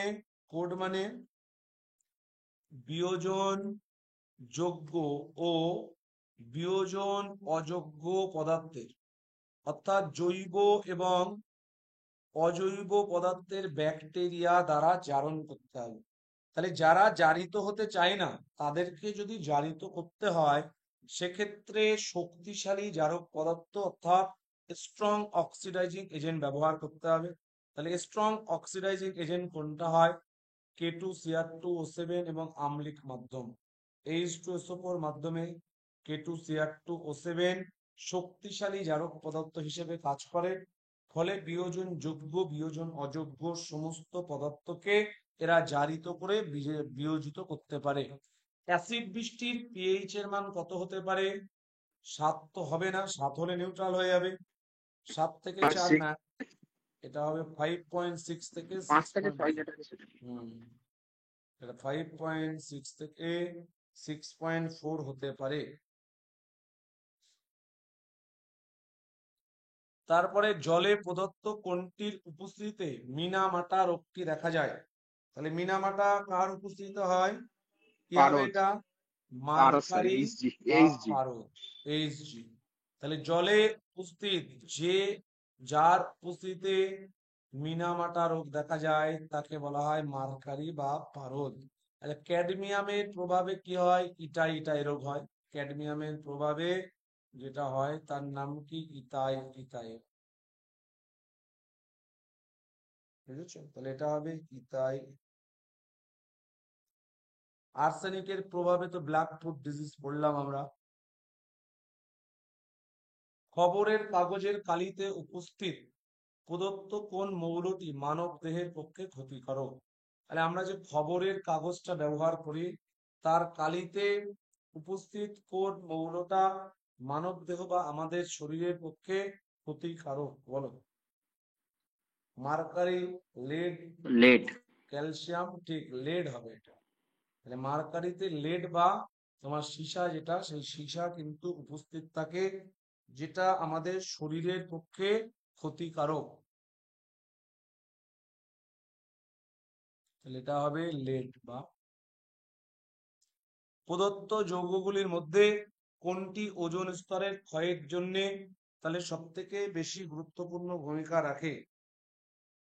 কি হবে এটা? Option B. হ্যাঁ, অপশন বি, ক্লোরোফ্লুরোকার্বন। তার কারণ এখান থেকে সক্রিয় ক্লোরিন পরমাণু তৈরি হয়। ক্লোরোফ্লুরো কার্বন থেকে যেটা তৈরি হয় সেটা হচ্ছে সক্রিয় ক্লোরিন পরমাণু।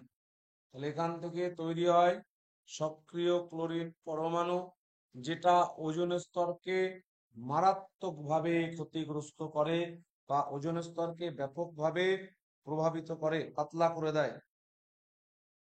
তারপরে প্রদত্ত কোনটি অতি বেগুনি রশ্মি থেকে পৃথিবীর জীবজগৎকে রক্ষা করে? কোনটা হবে? একদম সহজ প্রশ্ন। ওজোনোস্ফিয়ার। ওজোন স্ফিয়ার বা ওজোন স্তর। তাহলে এটা থাকে মূলত স্ট্র্যাটোস্ফিয়ারে, ভূপৃষ্ঠ থেকে যেটা 20 থেকে 30 কিলোমিটার তার মধ্যে কিন্তু অবস্থান করে।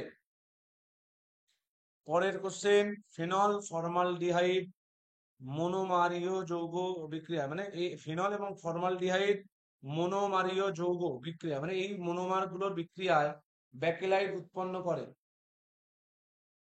ও বলছে এদের বিক্রিয়ায় উৎপন্ন করে, এখানে আর ব্যাকেলাইটটা দেওয়া যাবে না, এখানে ব্যাকেলাইটটা তবুও ভুল করে দিয়ে ফেলেছে। তাহলে মনোমারের বিক্রিয়া, এটা হবে মনোমারের বিক্রিয়ায়।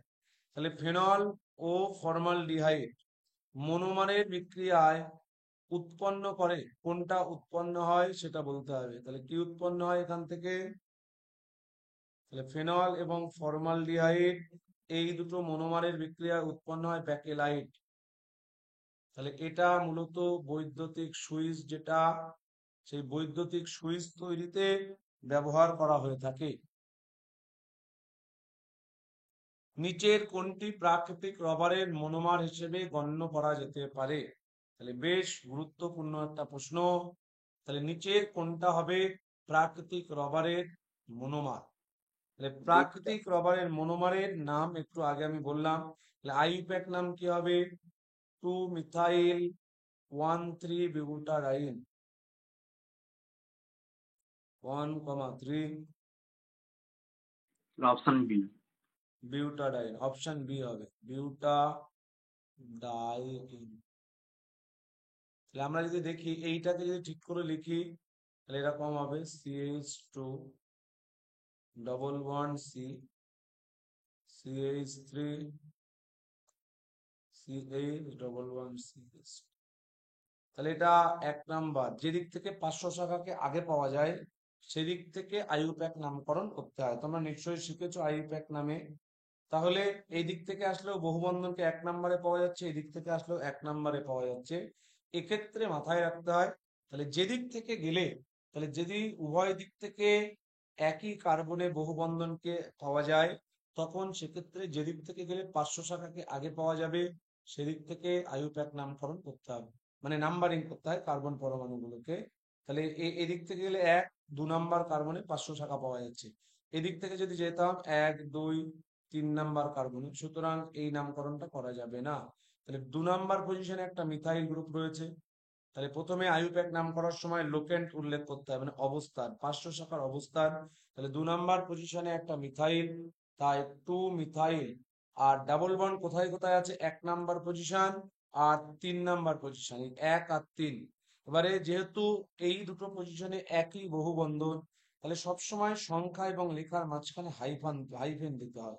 তাহলে 1,3 বিউটা। এবারে 4টে কার্বন হওয়ার জন্য ওয়ার্ড রুট হয় বিউট, আর একই বহুবন্ধন দুটো থাকার জন্য ওয়ার্ড রুটের পরে যুক্ত হবে, আর একই ইন দুটো আছে তাই ডাই ইন। তাহলে এটা বি এর অপশনটা হবে প্রাকৃতিক রবারের মনোমার।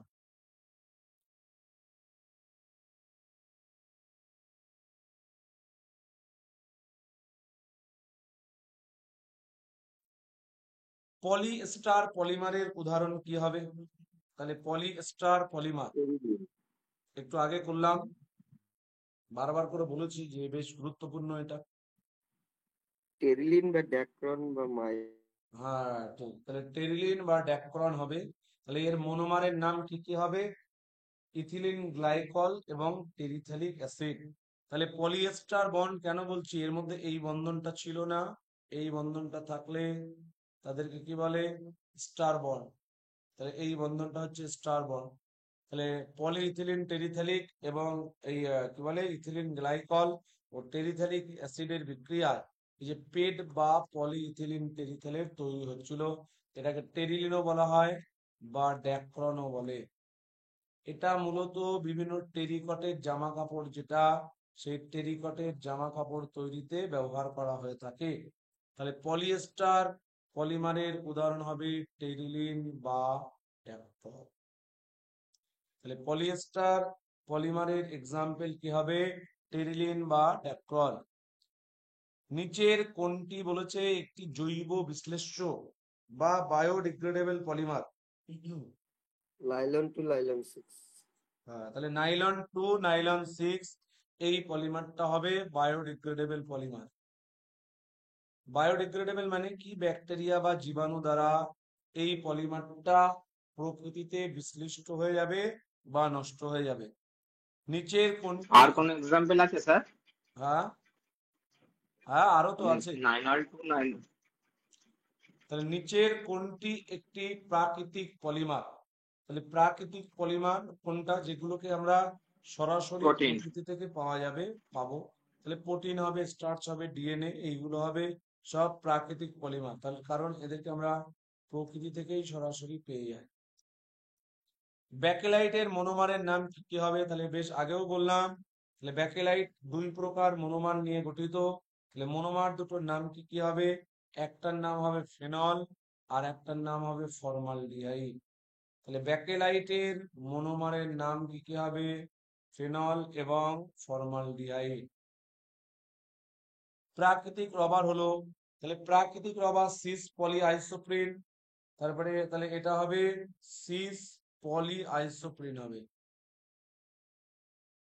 তাহলে প্রাকৃতিক রবার আমরা যেটা দেখলাম এক্ষুনি কেমন ছিল, CH2 ডবল বন্ড, এখানে সি এর সাথে একটা CH3, CH double bond CH2। এরা যখন পরস্পরের সাথে যুক্ত হয়, এর একটা পাই ইলেকট্রন উঠে এর উপরে চলে আসে, এর একটা পাই ইলেকট্রন উঠে এর উপরে আসে, এর একটা ইলেকট্রন এর উপরে চলে যায়, এর একটা ইলেকট্রন এর উপরে চলে যায়। তাহলে এইদিকে CH2 এই হাতটা খালি হয়ে যায়। আচ্ছা, তাহলে যেটা হয় সেটা হচ্ছে এই যে কার্বন দুটো, এদের এই যে এটা 1, এটা 2, এটা 3, এটা 4, 2 আর 3-এর মাঝখানে ডবল বন্ড তৈরি হবে। এটা 2 আর এদিকে 3, এদের মাঝখানে কি হবে? Double bond.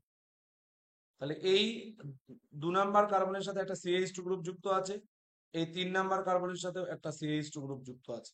তাহলে 3 নাম্বার কার্বনের সাথে আরেকটা একদিকে হাইড্রোজেন যুক্ত আছে, আর এদিকে 2 নাম্বার কার্বনের সাথে আর একদিকে একটা মিথাইল গ্রুপ।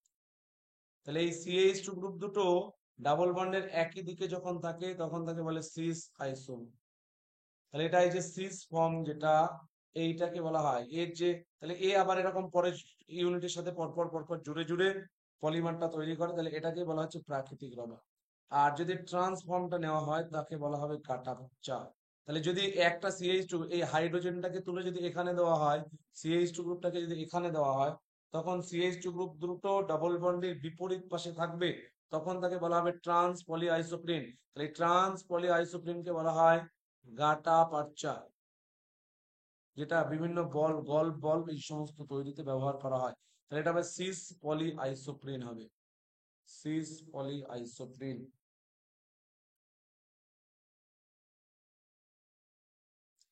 তারপরেটা টেফলনের মনোমারের নাম কি? তাহলে টেফলন হচ্ছে পলিটেট্রাফ্লুরো ইথিলিন। তাহলে এর মনোমারের নাম হবে টেট্রাফ্লুরো ইথিলিন।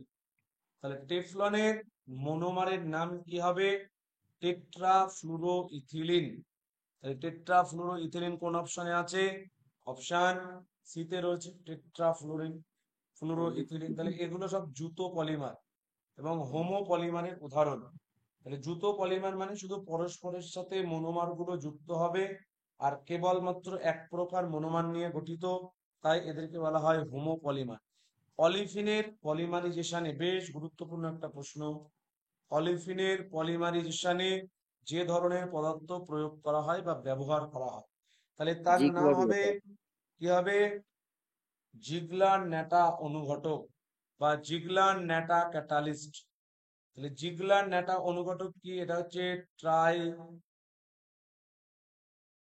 টাইটেনিয়াম টেট্রাক্লোরাইড এবং ট্রাই ইথাইল অ্যালুমিনিয়াম, এদের যে মিশ্রণ এইটাকে বলে জিগলার ন্যাটা অনুঘটক, এইটাকে বলে জিগলার জিগলার ন্যাটা অনুঘটক।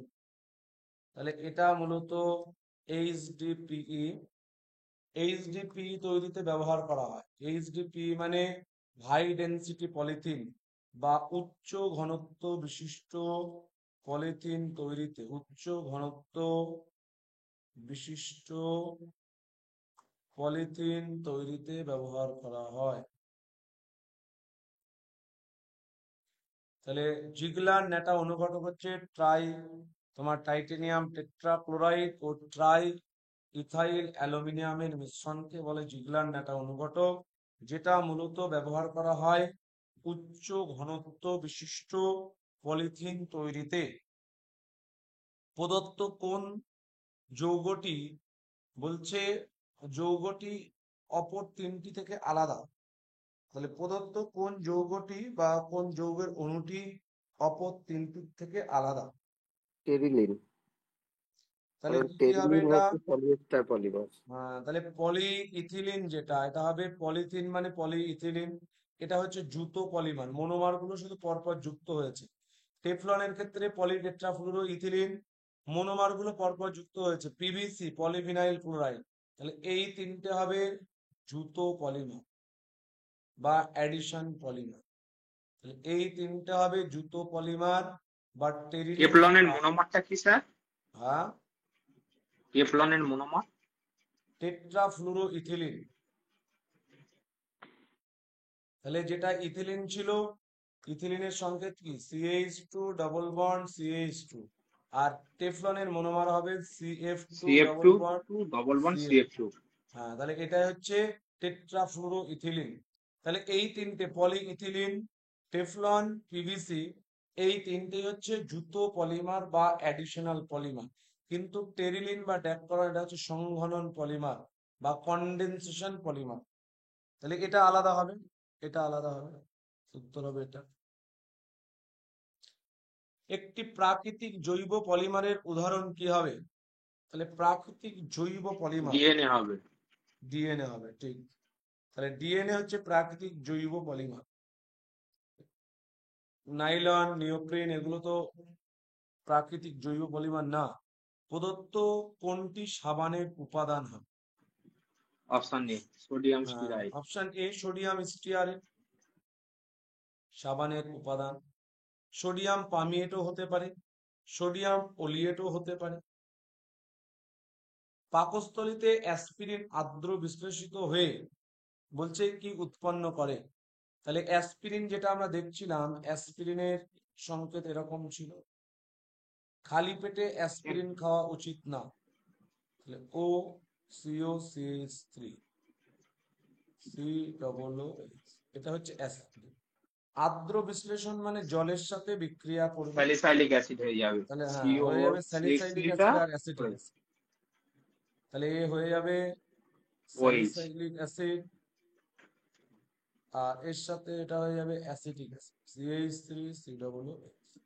তাহলে এটা স্যালিসাইলিক অ্যাসিড তৈরি। তাহলে পাকস্থলীতে অ্যাসপিরিন, ওই জন্য খালি পেটে অ্যাসপিরিন খাওয়া উচিত না। তার কারণ স্যালিসাইলিক অ্যাসিড এবং অ্যাসিটিক অ্যাসিড উৎপন্ন করে। কোনটি সালফার ড্রাগ? তারপরে তাহলে প্রথমে আছে নারডিল, প্রন্টোসিল, তাহলে সালভারসন। তাহলে কোনটা হবে একটা সালফার ড্রাগ? তাহলে এটা হবে প্রন্টোসিল। তাহলে প্রন্টোসিলের মধ্যে এটা সরি প্রন্টোসিল হবে এটা। এটা সালফার ড্রাগ মানে সালফার রয়েছে এখানে, যেটা মূলত ব্যাকটেরিয়াকে বিনষ্টকরণের কাজে ব্যবহৃত হয়। প্রদত্ত কোনটি খাদ্য সংরক্ষক নয়? তাহলে কোনটির দ্বারা খাদ্যকে আমরা সংরক্ষণ করতে পারবো না? খাদ্য সংরক্ষক নয় কোনটা? সাধারণ Option D লবণ, হবে sir. Sucrose, sodium benzoate, sucralose. তাহলে কি হবে? খাবার লবণটাকে আমরা সুক্রাল- ব্যবহার করতে পারি, তার কারণ খাবার লবণ যখন মিশিয়ে রাখা হয় খাবারের মধ্যে, জীবাণু, রোগ জীবাণু ওর মধ্যে বসতে পারে না। বসলে অসমোসিস বা অভিস্রবণ প্রক্রিয়া আমরা পড়েছি কলিগেটিভ প্রপার্টিতে, যে ওখানে যখন অসমোসিস বা অভিস্রবণের ক্ষেত্রে কি হয়, লো কনসেন্ট্রেশন টু হাই কনসেন্ট্রেশনের দিকে মলিকুল, ওয়াটার মলিকুল বা সলভেন্ট মলিকুল গুলো ফ্লো করে। যখনই লবণের যে কনসেন্ট্রেশন ব্যাকটেরিয়া বা জীবাণুর থেকে বেশি, তাই ওরা ওই খাবারের উপরে এসে বসলে মারা যাবে। তাই জীবাণু দ্বারা খাবার নষ্ট হবে না। সুক্রোজ বা চিনিও মিশিয়ে দেওয়া হয়। চিনি মিশিয়ে দিলেও বিভিন্ন রকমের খাদ্যদ্রব্য সংরক্ষিত করে রাখা যায়। সোডিয়াম বেঞ্জোয়েট এটাও ব্যবহার করা যায়।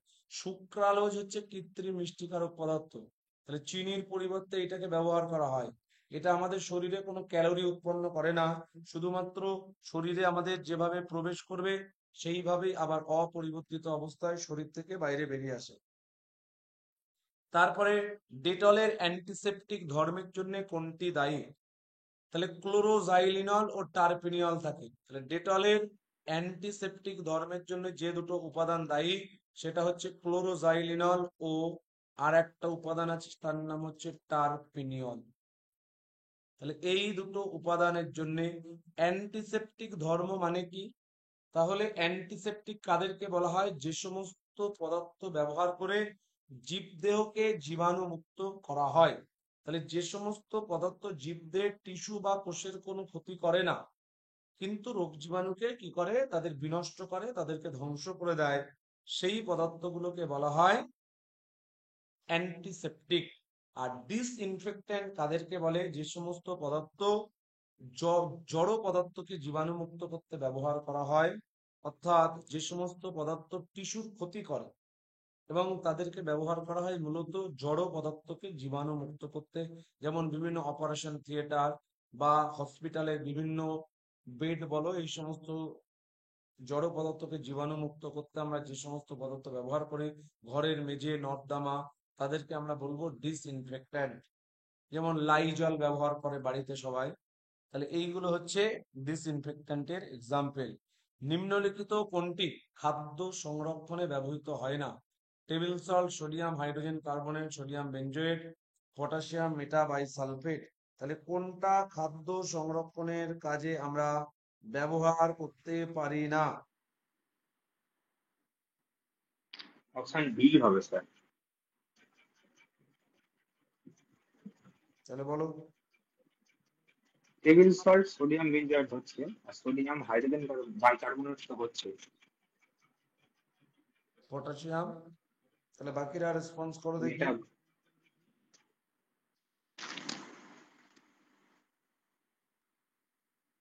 2 মিনিট টাইম দিচ্ছি, একটু এ করো, আমি একটু জল খেয়ে আসি।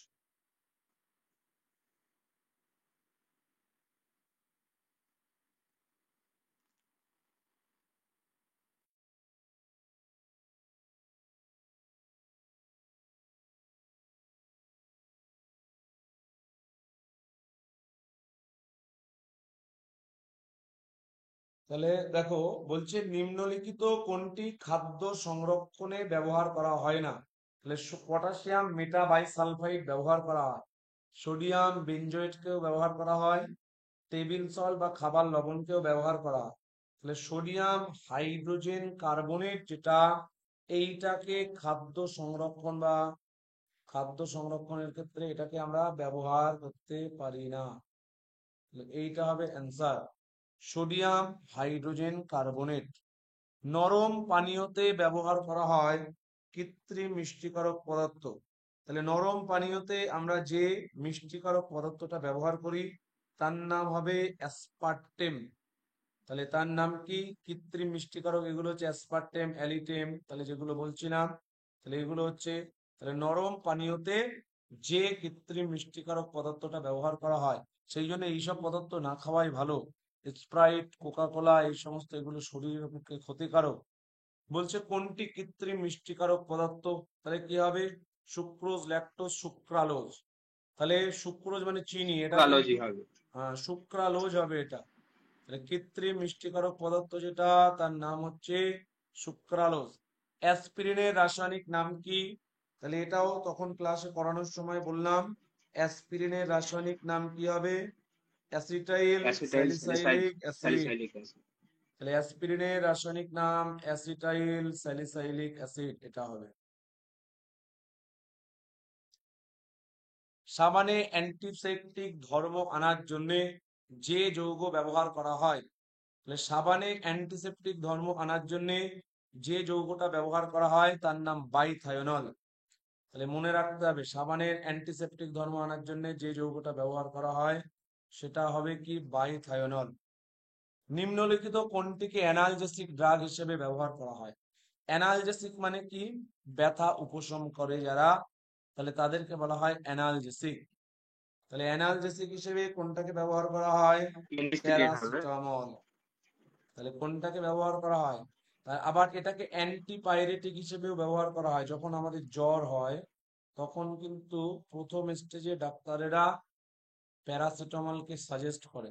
এই যে সমস্ত ওষুধ জ্বর নিবারণের জন্য বা উষ্ণতা নিয়ন্ত্রণের জন্য ব্যবহার করা হয় অ্যান্টিপাইরেটিক বলে। কোন পদ্ধতিতে ডিটারজেন্ট জামা কাপড় পরিষ্কার করে? তাহলে এটা কি হবে? মাইসেল বা মিসেল গঠনের মাধ্যমে। তাহলে এই যে জোটবদ্ধ পরমাণু পুঞ্জর একটা স্তর তৈরি করছিল, এটাকে বলা হয় মাইসেল বা মিসেল। তাহলে জামা কাপড় পরিষ্কার করা হয় যে পদ্ধতি, মানে ডিটারজেন্ট যে পদ্ধতিতে পরিষ্কার করে, মিসেল গঠনের মাধ্যমে। তাহলে ফেনাসিটিন হলো কি হবে এটা? তাহলে ফেনাসিটিন হচ্ছে এক প্রকারের অ্যান্টিবায়োটিক। তাহলে এটা এক প্রকারের অ্যান্টিবায়োটিক।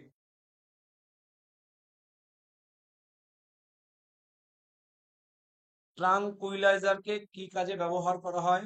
তাহলে ট্রাঙ্কুইলাইজার হচ্ছে যে সমস্ত পদার্থকে নার্ভের চিকিৎসায় বা মানসিক রোগের চিকিৎসায় ব্যবহার করা হয় তাদেরকে বলা হয় ট্রাঙ্কুইলাইজার। তাহলে এদের কোন চিকিৎসায় ব্যবহার করা হয়? মানসিক রোগের চিকিৎসায় ব্যবহার করা হয়। তাহলে ট্রাঙ্কুইলাইজারকে ব্যবহার করা হয় মানসিক রোগের চিকিৎসায়। নিচের কোনটি একটি খাদ্য সংরক্ষক? বলো।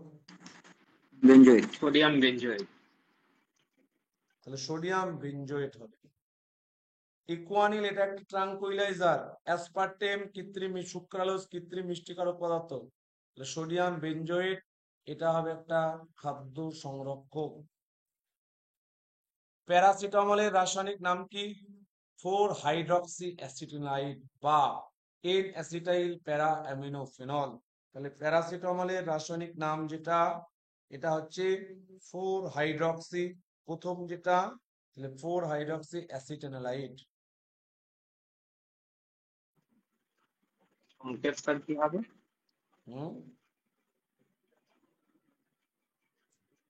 টাইফয়েড জ্বরে যে ওষুধটা ব্যবহার করা হয়, তাহলে টাইফয়েড জ্বরে আমরা কি ব্যবহার করি? মূলত অ্যান্টিবায়োটিক ব্যবহার করতে হয়।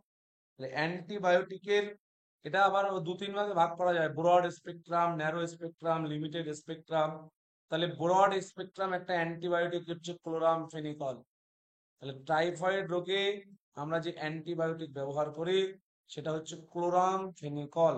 তাহলে অ্যান্টিবায়োটিক মানে যে সমস্ত পদার্থ জীবদেহে জীবাণুর সংক্রমণ বা জীবাণুকে ধ্বংস করে দেয়, যারা জীবাণুকে ধ্বংস করে এবং জীবদেহকে জীবাণুর সংক্রমণের হাত থেকে রক্ষা করে, তাদেরকে বলা হয় অ্যান্টিবায়োটিক। তাহলে ক্লোরামফেনিকল হচ্ছে একটা ব্রড স্পেকট্রাম অ্যান্টিবায়োটিক।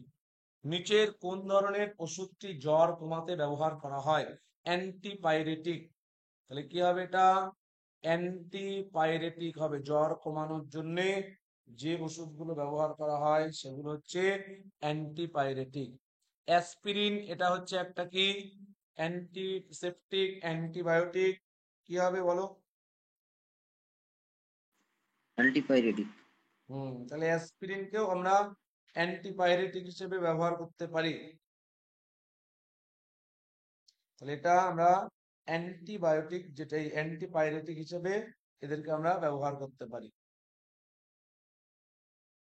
অ্যাসপিরিন আর প্যারাসিটামল এই দুটোকে